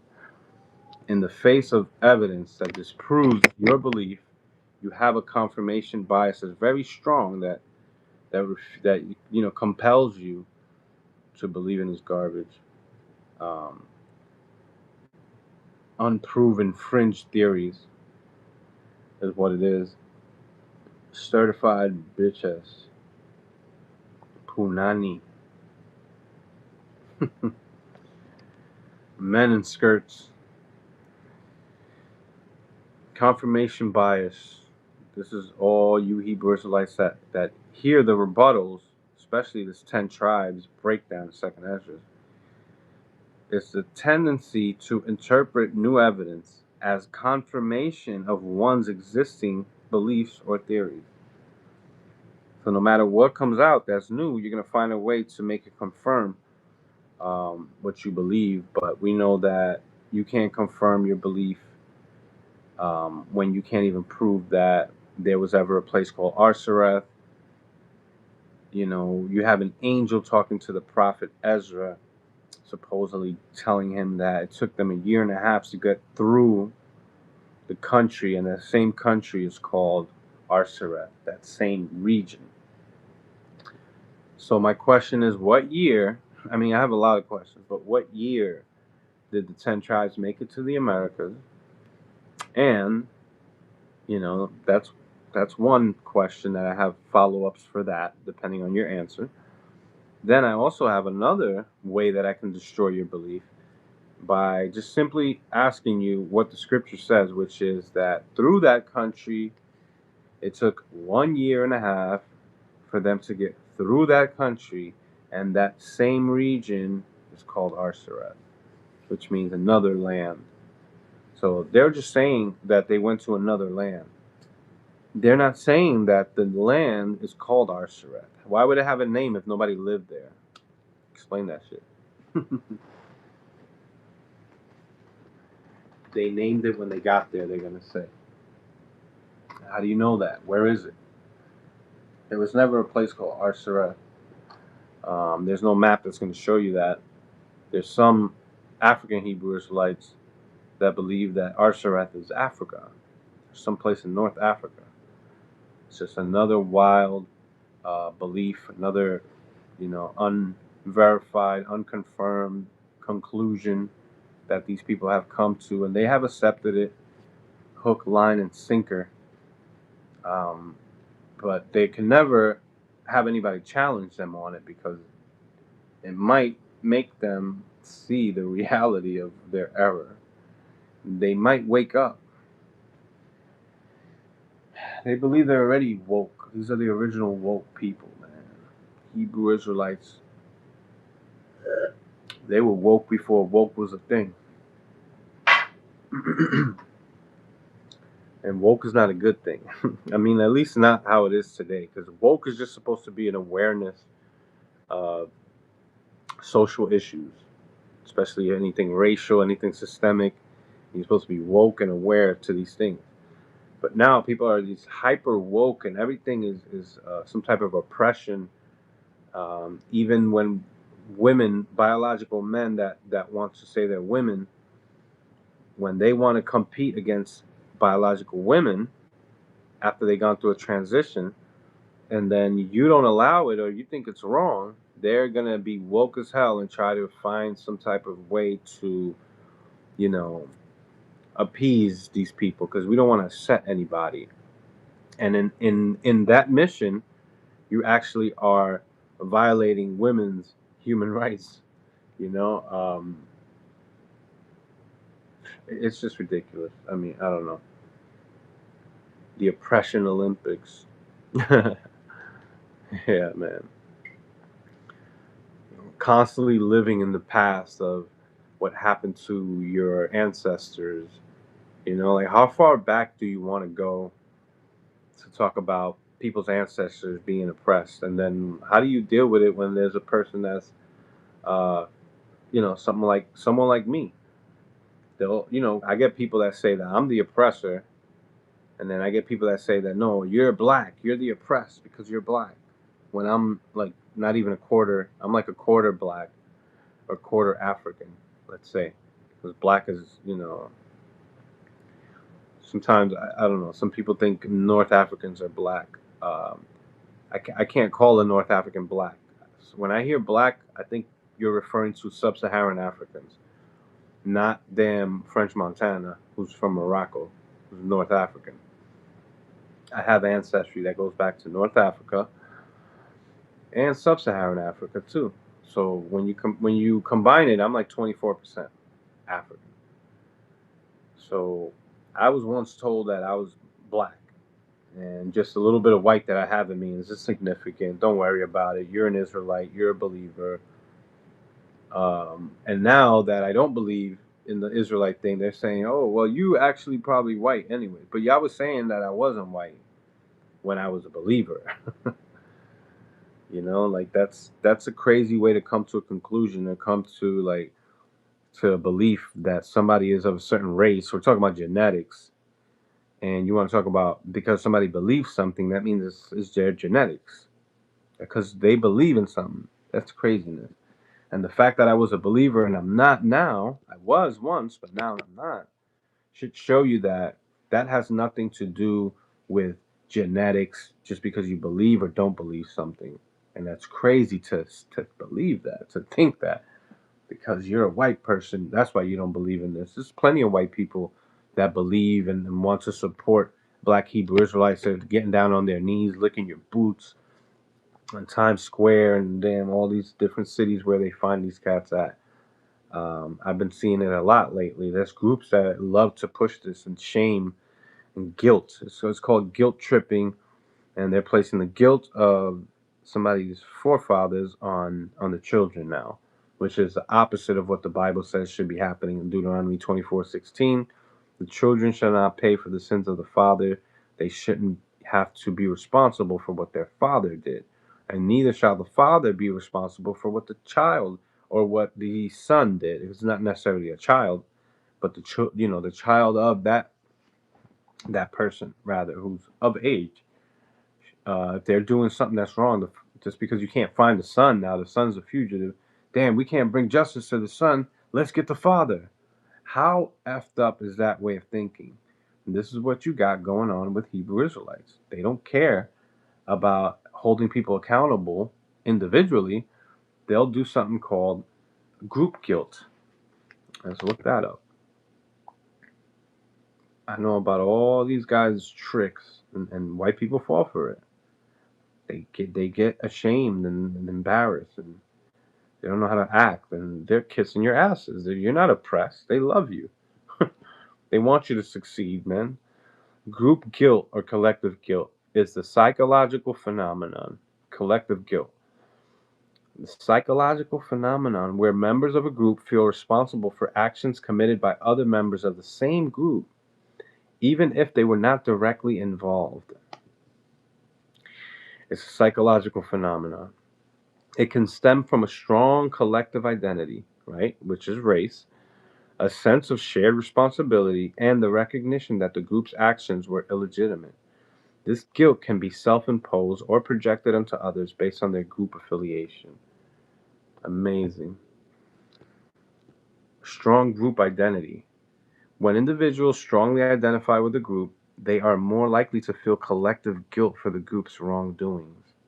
That's why, white people don't even really want to associate with this, and they're not even too focused on race like black people are. It's actually the black Americans are obsessed with race. That's why there's so many identity groups, identity cults within the black community. And of course they're there with white people, but I think white people are just at this point they don't care about none of that stuff. It's more pushed in the black community. It's like they're still stuck on in the 30s and the 40s where race was everything. And now that it doesn't even matter, they want to push it. No, no, no. You should care about race. You should care about race. Damn, nobody cares anymore, man. This country, um, is it's not about what race you are. You don't get more advantages because of your race, but they're trying to push it to where just because you're black, that you should get more advantage because you're black. And they didn't pay reparations. And listen, they should have paid reparations. And I'm not opposed to reparations being pushed or being paid right now. I actually think that that's should be a good idea. It would fix a lot of things, a lot of issues and complaints that people have because they have a right to complain about not being paid. Even if they weren't directly there, like directly connected to that promise of reparation, their ancestors were, and it never was paid. So then something should probably happen now. I don't know. That's what I think. I'm not. I don't not. I don't. I don't have to argue with you on that because it's not something I really think that we need to argue about. If you don't feel that you should pay taxes to go towards that, that's fine. That's your belief. But it's not like all your money is going to go to pay that off. It's going to be, just some of your taxes, and it's a statewide thing that's being pushed right now in California. So it's not like a nation, a federal thing. It's state by state. So if you want to live in a state that wants to do that, then you can get out of that state. And that's the beautiful thing about this country is that you have all these different states where if you don't agree with the laws in one state, you don't want to pay taxes for certain things, and you can actually get out and find a better place, in this country or leave the country. That's what I think Hebrew Israelites are really going for right now. You're gonna start seeing more black Hebrew Israelites, quotation marks, leaving this country. They already did it in the 60s with the Nation of Yah and Ami Ben Israel. Um, they made it to the land of Israel and they requested land. They said that they are due because they have descendancy. They can trace it back. They were never able to prove that they can trace their lineage. So they put them on work visas, and it was an agricultural visa pretty much. They had to till the land, and that's how they were able to stay in the land. A lot of them didn't want to do that, and they just started hanging around, and that's why you saw lately they started shipping them, deporting these Hebrew Israelites, fake Israelites, back to the United States, even though some of them are starting to be born over there in Israel now. But they're not natural citizens, so let the countries and the states and let them run the shit the way that they want to run it. You don't have no claim to that land, genetically, especially when we go into DNA. Like it's gonna show that you're African, you're sub-Saharan African, West African, Nigeria is all throughout the DNA of these people, Black Americans today. You have a lot of Ghana, you have a lot of Togo and Benin. You got all this genetics running through the veins of these black people that want to say that they're the real Israelites today, and they're not. And then you got Mexicans that have Siberian, East Asian ancestry. That's where they came from. The majority of them came from that. Then you have Polynesian DNA mixed in to these indigenous people that were in the Americas. You have Polynesian DNA also in there, but the majority is East Asian DNA, man. You can see it in their faces. Stop lying to people, trying to make it seem like Haitians and Mexicans are just the same people. They're cousins, all right? They might not be the same people, but they're related. And Issachar is a cake not turned. So that explains why they don't look like Haitians. Well, then they're no longer Issachar. They're no longer Ephraim. If they have changed genetically, that means that they're now genetically something else. So how can they be Israelites and still be genetically changed? I don't. It doesn't make sense. How can they still be Israelites when their genetics has completely changed? Because the father seed doctrine. I would love to get into the father seed doctrine with y'all Hebrew Israelites too, because we can talk about that. That's part of your confusion. The father seed is that you think that you are whatever your father is. Well, then that means that Moab and Ammon should be the same thing. They should be the same nation because they both came from Lot. If you are whatever your father is, how are you going to create a rule and then create an exception to the rule later because it doesn't match what you believe in? But yeah, I know that y'all won't come on. Let me try one more time. Let's see.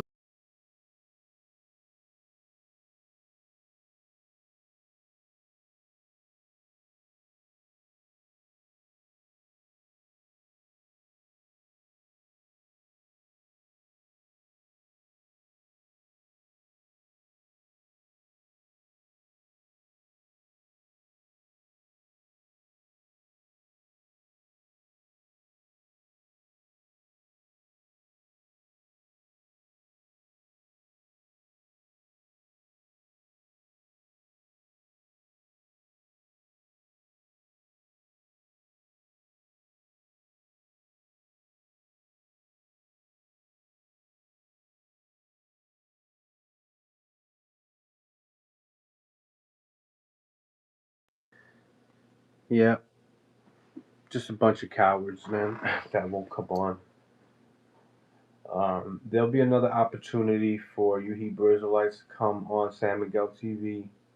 The main thing I want to talk to you guys about is what you're trying to push to the Hispanic community and the Native American indigenous communities and try to say that they're the Hebrew Israelites. So I want to represent the rebuttal. I want to represent the I don't believe it or not guilty. You say guilty, it's true. I say false, not guilty. We want to talk about your claim and your claim alone. Don't try to reverse it. Don't try to railroad the whole debate or the conversation into, well, what is it? What is it then? So now you're trying to get me to prove what you're supposed to be proving. You're supposed to be proving that 10 tribes made it to America and America's Arsareth, blah, blah, blah. Let's talk about that. Don't try to flip it on other people so that way you can change the conversation, change the topic, and put it on the other person as if just because they might not have an answer for that, that makes your answer true. No, we want you to prove that your answer is true without having to reverse the burden of proof on somebody else. So, y'all have another opportunity, I guess, soon. It's 11 o'clock right now. It's 11:15. I ain't gonna keep waiting for these cowards to finally find, the damn courage to come on this joint. I mean, this is the last chance. Just one more try.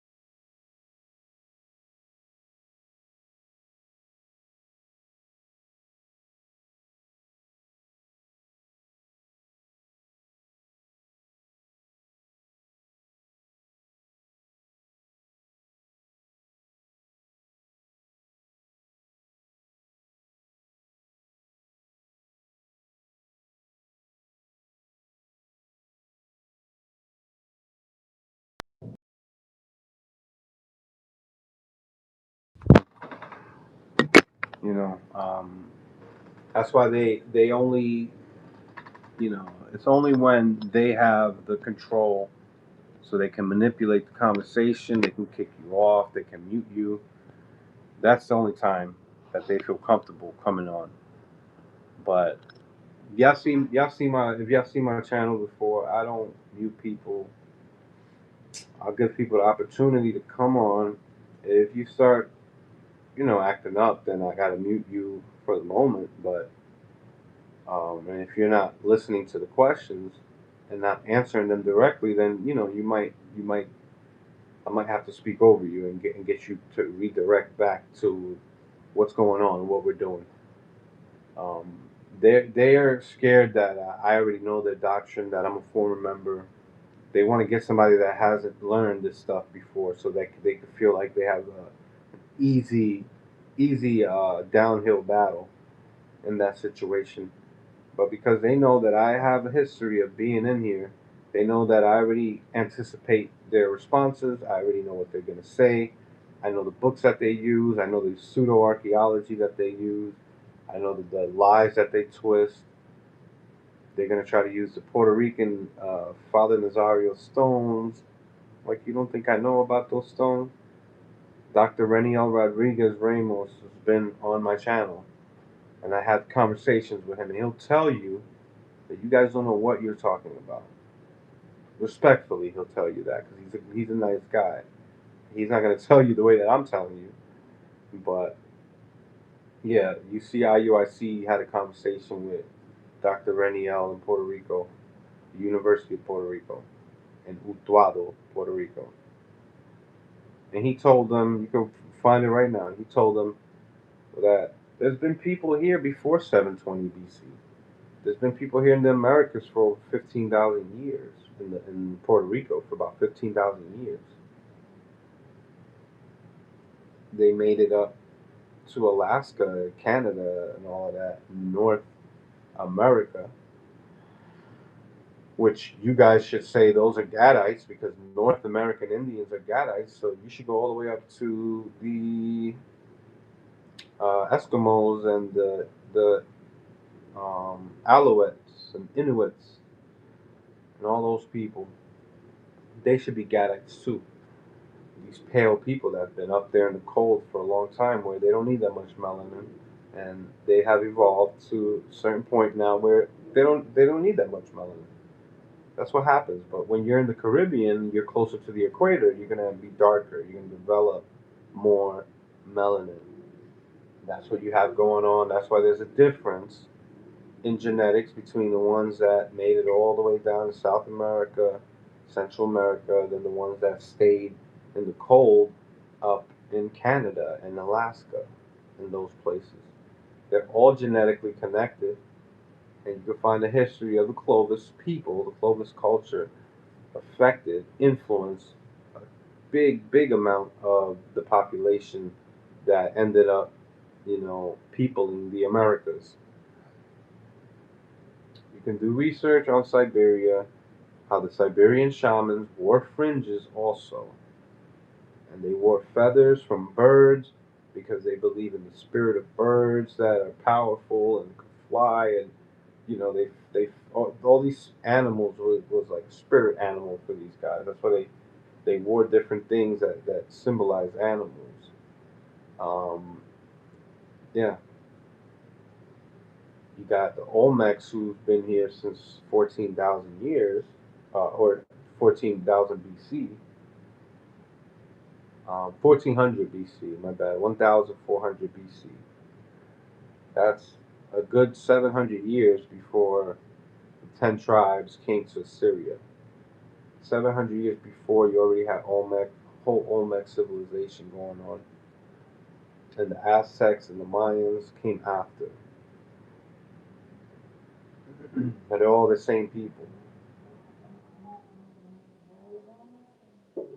What up? What's going on?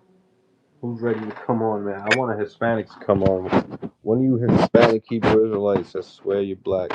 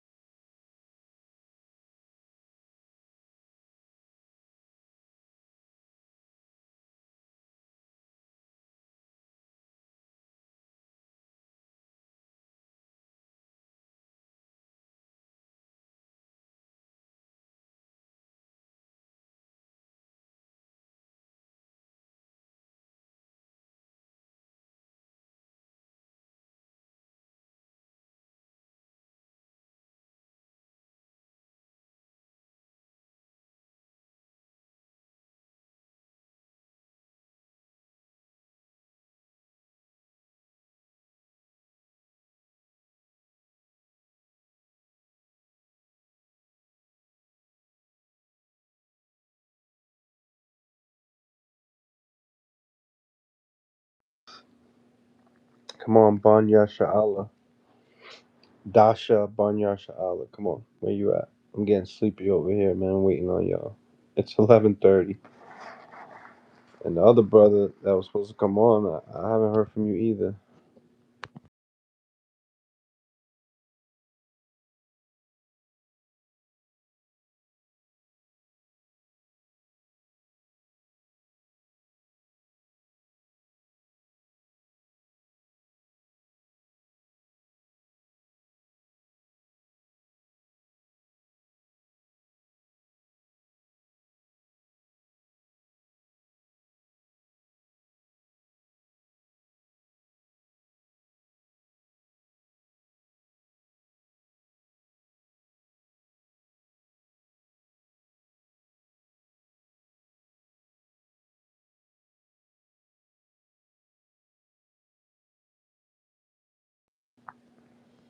Yo, these cats ain't ready, man. I tried to see if they'll come on. It doesn't look like Hebrew Israelites are ready for this right now. You can watch my old videos and see all my debate tactics. You can kind of get a good understanding of what I bring up and what I do. Watch this video so that way you can be ready to answer some of these questions. I hope that you have good reading comprehension and you're going to go through the scriptures and actually be honest about what it says instead of trying to switch the words up like IUIC and ISUPK and ICDJC do when they see that it says through that country or through that country. They want to switch it to that country constantly. So you better not come and do that because I'm going to stop you really quick and make sure that you understand what these words mean because that's sometimes the problem is that we're dealing with illiterate people that never finished high school. Some of y'all didn't even finish middle school.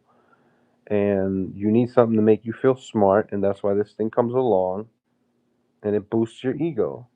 And you can, you know, deceive your own people just like you deceived yourself. And you continue to deceive yourself by not opening up yourself for a debate and to hear the other side because you're already convinced and you came to this premature conclusion and now you don't know how to figure your way out of it. So you got to deny truths and science and archaeology and everything that disconfirms and disproves what you believe because you have to hold on to it. It's your life now. This is what cults do. They make you think that you're nothing without the cult. And you can't live. They put fear in you that you're going to die if you leave the cult. You ain't going to make it, brother. Come on, man. This is like an old doctrine, this old movement that's dying out. There's few groups that's still keeping it alive, but for the most part, the movement is dying. You can see that the ICGJC has fallen. GMS is pretty stagnant, they seem. I don't know how much they're growing. ISUPK probably is getting a lot of recognition because it's Zaryak, but it's not. It's just exposing. He's just exposing himself. Pause. Um, IUIC is definitely growing. You can see it in the last 10 years. It's amazing the growth, but that's what religion does. You can say the same thing for Islam. It's amazing how they grew. Jehovah's Witness is amazing how they grew. Seventh Day Adventist has been growing. That's another church that's been growing heavily, and they are very much invested in communities, and they have whole churches, man. And, I mean, whole hospitals, medical centers, man. Just like for everybody, you don't have to be a Seventh Day Adventist. They like to tell people they have knowledge, more knowledge than them. Yeah, yeah. They try to take the place of Jesus Christ, which is supposed to be your teacher. But I mean, there's got to be a teacher on the earth, right? But got to give it up to Jesus Christ um, as your spirit, the Holy Spirit that's supposed to open up your eyes. These people almost like use like this fear, so the people that they're teaching. I mean, they do use fear so the people they're teaching can have fear and be scared to ask certain questions or to even ask questions to somebody else outside of the cult. I came across somebody recently that's part of the ICGJC. He's a recruit, And I was asking him basic questions, same questions I asked these cats that I wanted to come on, and he didn't know how to answer any of this stuff, man. He started getting a little bit defensive. He was saying that he still knew, but I'm like, well, you joined as a recruit, you joined the cult, and you don't know how to answer for some of these things. Why did you take that step if you don't fully know what you're dealing with? But you can tell it's like this place puts a spell on you. It fucking hypnotizes you. These doctrines, and then later on, you can't even figure out what you're supposed to be believing and what it actually says, and how to discern the bullshit from the reality anymore. Because there's a lot of unproven things in the Bible. There's a lot of faith-based belief that deals with, you know, reasoning. Like your whole rationale is weighs heavily on your faith, which is not how it should be. You should have good reason for your belief, and you know, not the other way around. Yeah, I mean, there's just people's not ready. There's a lot of Hebrew Israelites out there that they know they're not ready to deal with somebody that knows the history, knows the doctrine, probably know the doctrine and history better than they know it and believe it. Um, it's I don't even know where some of these groups are coming out of, but they're just splitting up over and over. Splinter groups are coming out of splinter groups. Nobody gets along with anybody. People are greedy in this community. They want to be the leaders. You know, there's secret doctrines of where you're able to marry a young girl just because she had her period. You know that that's a doctrine in the Hebrew Israelite community, and they call it the flower of her age. And they say that flower is talking about the menstrual cycle. And they go to Leviticus 1:26, I believe, to try to show that. I forgot. Where it says the flowers, if the flowers be upon him, then he's unclean. Flowers is an archaic term for menstrual cycle. Flowers. So they use that and say, well, that's what flower of her age is talking about, and it's not. But go ahead and give the video a like before I bounce, if you haven't already. Um, I'm gonna keep coming at these Hebrew Israelite deceivers as long as I can, as long as this YouTube allows me, because they're known for banning people here and there. Try to speak about anything that represents black people. Sometimes it could be considered racist. Oh, you don't like black people? No, that's not the point. You know what I'm saying? It has nothing to do with discriminating against people because they're black. This is black people saying that Hispanics are black and lying and using color and identity as the main reason for recruiting, and also fear is imposed, and this is another reason they recruit, or an incentive for why what could happen that's positive if they come in. All of that is being used, and they're always trying to find any little thing to cry racism when they're actually the real racists. And you can see it in many videos. All these groups, from GMS to IUIC, ICPK, the Watchmen for Israel, that's WFI, AOC, that's Ambassadors of Christ. You got all these different groups. Some of y'all never even heard of these groups, I bet. But they're out there. Of course, IUIC is the main one that's known. ICGJC is the embarrassment in the Hebrew Israelite community that everybody wants to forget about and sweep under the rug. But ICGJC was the group that I was a part of. Ariyah, who created the 12 tribe sign, I believe is still alive because it was a false report that he died. ICGJC wanted to clarify that and went on Vocab Malone's channel and just made it clear that no, we saw him last week. So at the time that they made the video, he was still alive. Who knows if he is till right now? They're not gonna say it. I don't think so. But then you know what? They might come out and say it. that one of their leaders has passed again. And that's what you're gonna keep. That's what's gonna keep happening. People are gonna die out. And new leaders are gonna come.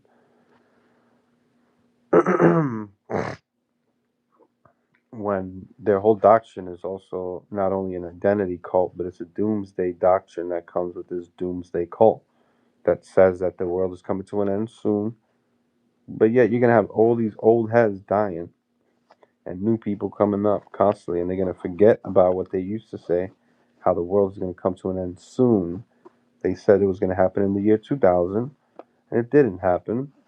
And they just kept on keeping on. They just kept it going somehow, and still remain in their lies, and just kept rolling with it. Yeah, we were just lied to for the last 12 years about Jesus Christ coming back. For the people that have been in there since like 88, they've been preaching that Jesus Christ is going to come back in the year 2000 for like 11, 12 years. I think 89 was the oldest, furthest back I heard that they've been pushing it. That doctrine of the return of Jesus Christ in the year 2000 never happened. Some of them say, well, it was the spirit of Jesus Christ returned, so that's what we meant. Nah, man, you have people damn waiting on the top of roofs, waiting on rooftops so they could be delivered by a UFO out of America because they were getting ready to destroy America. They thought in the year 2000, and here we are in 2025. We have other false prophecies from different groups, but sticking with the ICGJC, the original ISUPK, they were saying that they were going to go back to Israel and keep a Passover there in 2020. But the last Passover in America was supposed to be in 2019. Sometimes they might say that no, it's supposed to be 2020. It was the last Passover. Well, it still didn't happen. Yeah, I didn't go back to Israel as they said that they would. False prophecies left and right. You find it even in GMS where they were talking about during the time of Obamacare in 2009 when that was first being pushed. They were saying that a microchip is going to be put inside of your arm or hand or neck, and this is the mark of the beast that is going to be implemented through Obama and Obamacare, and that's why they got a black president to appease the black people because black people weren't going to go for it, but they got the black president that's going to give them the okay, and they're going to fall for it, and we're going to kill a whole bunch of black people. That's what they think that the government wants to do is just kill black people. Yeah, I mean, they want to kill all of us, all right? Even white people. I'm kidding. I'm not trying to be conspiratorial, but you know, you got a lot of issues with these Hebrew Israelites. We could talk about so much, but yeah, you still have um, excuse me, you still have Hebrew Israelites that are teaching the world is going to come to an end real soon. So still waiting for that to happen.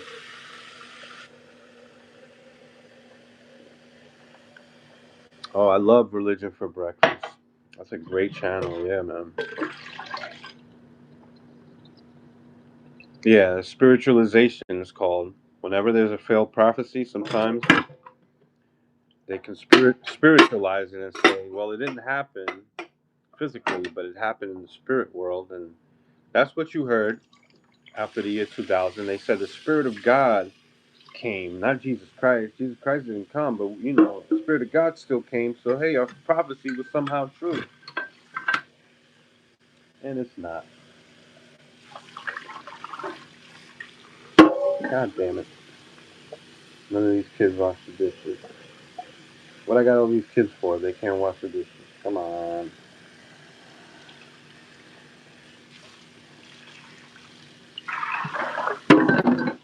Alright. Can't sit here and do that. But, yeah. Y'all, a bunch of y'all are frauds. I don't want to say that the dude that was going to come on, forget his name, Isaiah something. I don't want to say that he was scared, but You said you probably have to finish something first, and you probably come on, probably and maybe, and we waited, and then nothing happened. So what happened? What happened now? What we gonna say happened, man? Because if it was the other way around, they would say, "Well, San Miguel's scared, or this Christian over here is scared, or this guy's an atheist. He's scared. He don't want to come on. You can't deal with that. You can't hang with the Hebrew Israelites." So I don't want to do what they do. But the dude, Dasha, whatever, Banya Sha'ala, whatever your name is, you definitely are scared because you were talking some shit just now, and I know that you're on right now on Facebook, going back and forth with people. You're going back and forth with me, so you must have some time on your hands. Why can't you come on and just do it live? I'm still giving you opportunity. It's 11:30, 11:40.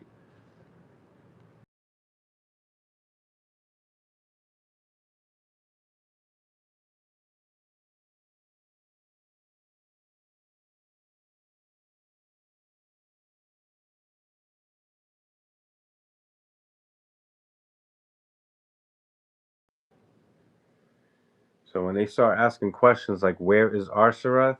That's a loaded question because did you prove that there is a place called Arsareth? How do you know there's a place called Arsareth?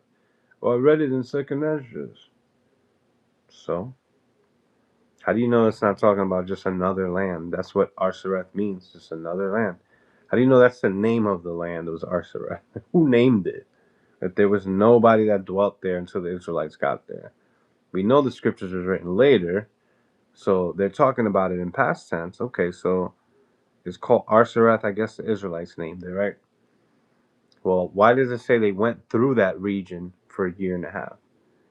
How did they go through a country or a region for a year and a half on ships from Assyria and make it to America? That's the answer. That's the question that you guys can't answer. Never gotten a good answer for that question. So I'm going to keep asking it because I know it makes y'all think, and some of y'all it makes y'all fucking shit your pants and pee your pants and run away.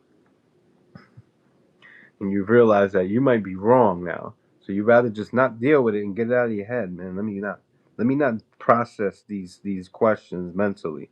So I'm just gonna ignore it. That's what y'all doing, man. I see what y'all doing.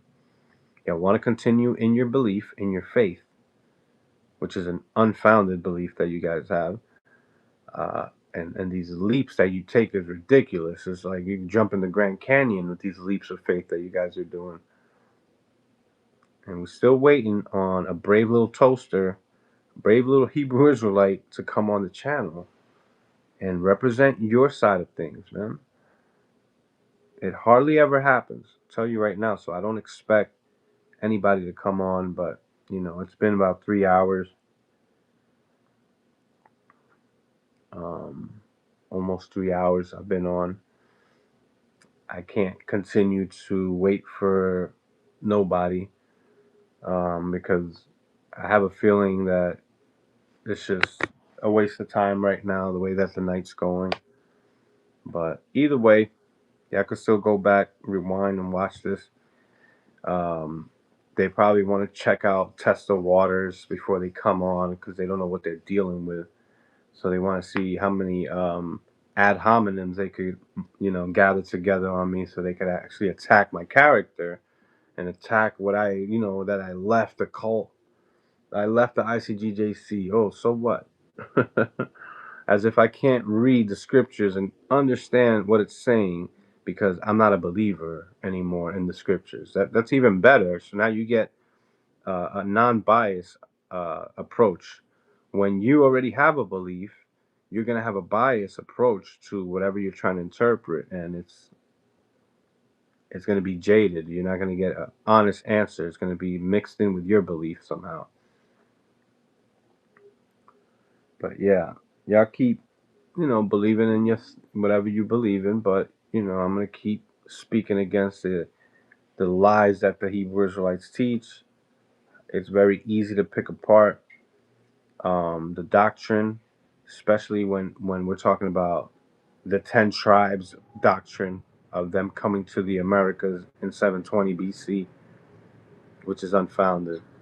1 second.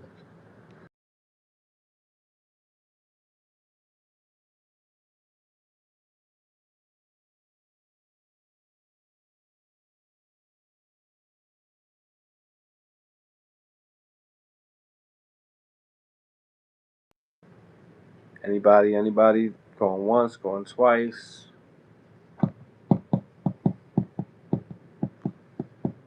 All right. I guess nobody's coming on. ISUPK cowards. Hebrews like cowards. IUIC cowards. ICGJC big time cowards. Um, GOCC Gathering of Christ, if y'all still a thing. GMS, y'all are a bunch of insane people. Um, you can bring it. In the future, I'll be doing another live stream with this similar title. Um, since nobody wants to represent the Hebrew Israelite side, all you got to hear was somebody just bashing the Hebrew Israelites with no response. But we can already estimate, and we already kind of know some of the responses that we're gonna get.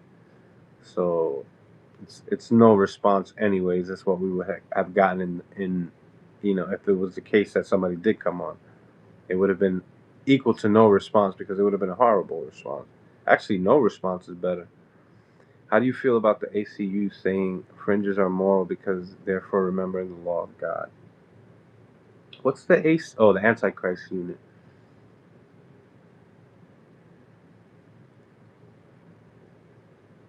For remembering the laws of God. I mean, that's like the doctrine that the Antichrist unit or the ICGJC pushes, and a lot of these people push. This is why they wear the fringes. Fringes represent how many, that there's so many laws, and that it's somehow moral. Like it doesn't make sense that wearing fringes somehow makes you a better person when there's people up in there that wearing fringes and being, pedos and all that type of stuff, talking about all types of crazy stuff while wearing fringes, committing adultery while wearing fringes. All these things mean nothing. It's about your actions, your heart, how pure it is, and honesty goes a long way. Um, the Hebrew Israelites are very dishonest about what they believe. Sometimes about they keep doctrines as a secret, so sometimes you don't even know which one of these groups actually believe that you can marry a young girl just because she's already had her menstrual cycle. That doctrine is out there, and it's not just a few people, few individuals that have been caught. There's people that don't ever get caught in this community because it's a doctrine that people just believe. So they're not gonna tell the authorities. They're not gonna ever get arrested. They're just gonna continue to abuse these girls, and there's not gonna be any exposure because they don't want to get Esau, the police, involved and make things worse. Like that's crazy how they're allowing criminals to continue on in their community because they think that the enemy is outside of the community when many times the enemy is right within your own community. You can see that with ICGJC. But I agree with you, Maya Stevenson. But I gotta be out. I don't think that these cats are gonna come on. Should I give it 15 more minutes? I'll give it 15 more minutes. Let me see.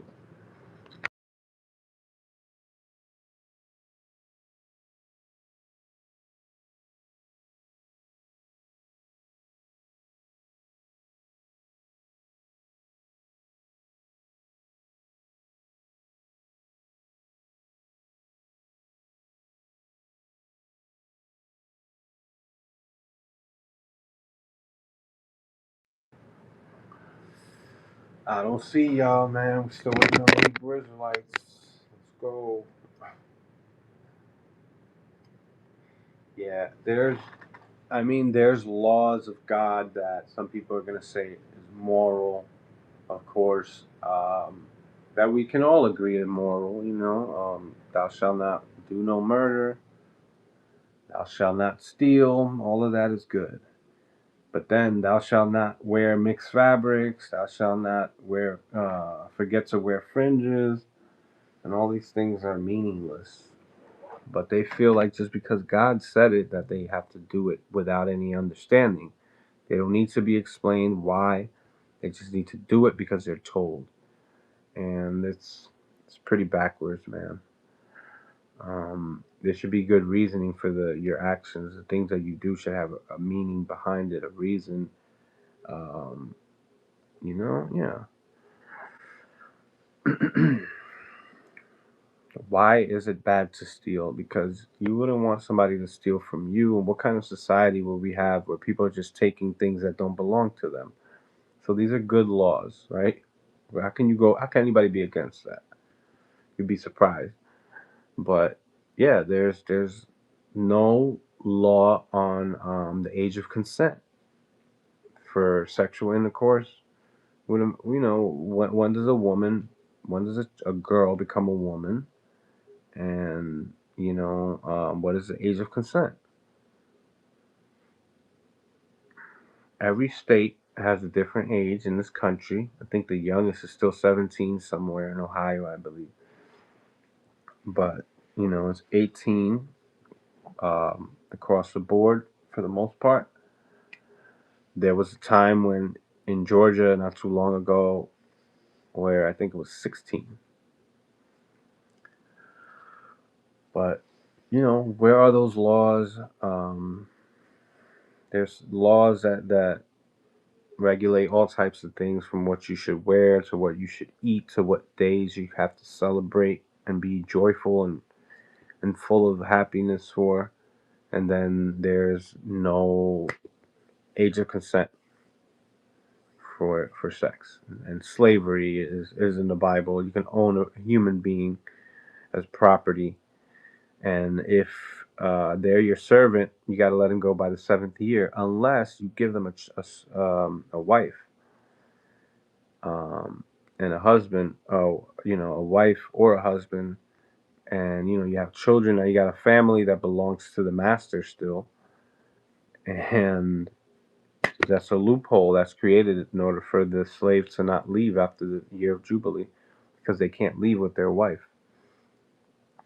The wife has to stay. If they want to leave, they can leave on their own. But yeah, there's a loophole that was made. But you can still own people as property according to the Bible. Stoning virgins are laws, for example. Yeah, a lot. Yeah, them shits are not moral. And we can focus on those, because if you're saying the Bible is divinely inspired, then we're gonna look for the stuff that's going to show me that it's not. You're making a claim the Bible is divinely inspired. Okay, well, what about this verse? What about this law? What does this have to do with anything divine or spiritual? We're talking about, you know, um, if a man has a betrothed or engaged to a woman and they never had any kids, even if they are married actually, and she just hasn't had any kids with that person, then if that man dies without having any children, the closest kin, the brother preferably, is supposed to take that woman of his dead brother, the widow of the dead brother, and put a seed in that woman, get that woman pregnant in the name of the brother. This is the laws of the Bible. I want y'all to think about that shit right now. And why are you not doing that? Who's keeping that law right now? IUIC keeping that law? ICGJC, y'all keeping that law? You gotta take your brother's widow. If your brother dies and doesn't have a son and doesn't have any kids, you gotta raise seed, raise up that child in place of your dead brother. That's a crazy law, man. You can't tell me it's not. Who's doing that right now? And why aren't you doing that? You say you're supposed to be keeping the laws, that you should be keeping all these laws. They don't want to keep that law, right? Yeah, you can read about that all through in the scriptures. We read about that before. Hebrew Israelites, where y'all at? Let's go. Giving y'all 2-minute warning. before we hit the 3 hour mark. They're still in captivity, but why can't, that's not something that, this is fake captivity. Come on, man. This is like a slap in the face to real people, to people that were in real captivity. Like, this is a disgrace, man. You are slapping your own ancestors in the face, spitting in their damn graves, pissing on their graves. People who actually went through real oppression, you want to compare yourself to them and make it seem as if, you're also oppressed when you're not. It's clear that you can get away with so many things. We see it all the time. You're getting away with being racist as hell and demonic and evil as hell in the streets, where you can even yell at cops and they don't do anything. Here in this country, you might go to Africa, Zimbabwe, or something in Africa, or any one of these countries that they don't play this shit. Like, we let shit slide, especially in New York City. They treat you with the utmost respect, even if you're out there cursing. They'll ignore you. Some of these people in New York City, you know how New York is. They just ignore you. Who cares? They're not worried about you. But I think some people should be worried about some of the things that you guys say and what y'all promote, because this type of environment can foster some psychos, some people that want revenge right now. I don't care how much you tell them, no, the Lord's revenge is the Lord's. You're gonna make these people so angry that these unstable motherfuckers are gonna snap. These people are unstable. You can tell by the way that they have no reading comprehension, no understanding of how to even format a sentence properly. Oh, hold on.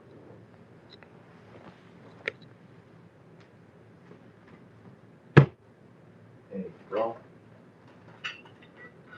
Big ass mosquito.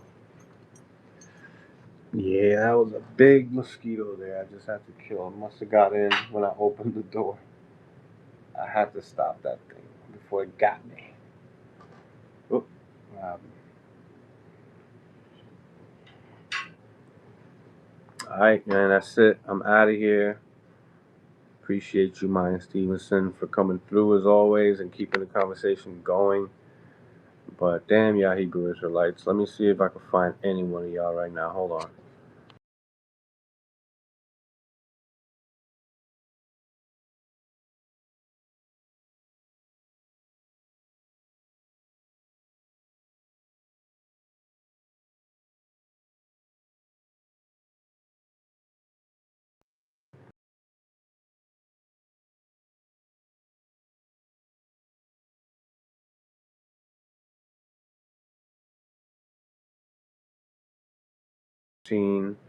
Verse 40 through 47. America is not Arsareth. You cannot go through a country for a year and a half on ships from Assyria and get to America. It's impossible.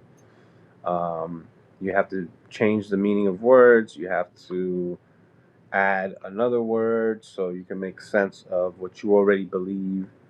But yeah, it's just very basic reading comprehension. We can read other scriptures to show that the Israelites were still in Assyria during the Babylonian exile. After the Babylonian exile has already happened, this does not coincide with their belief that in 720 BC the 10 tribes made it to America after escaping Assyria. It's just that's not how it works. But alright, y'all, I'm out of here, man. Yeah, Hebrew Israelites, bunch of cowards, man. Peace out.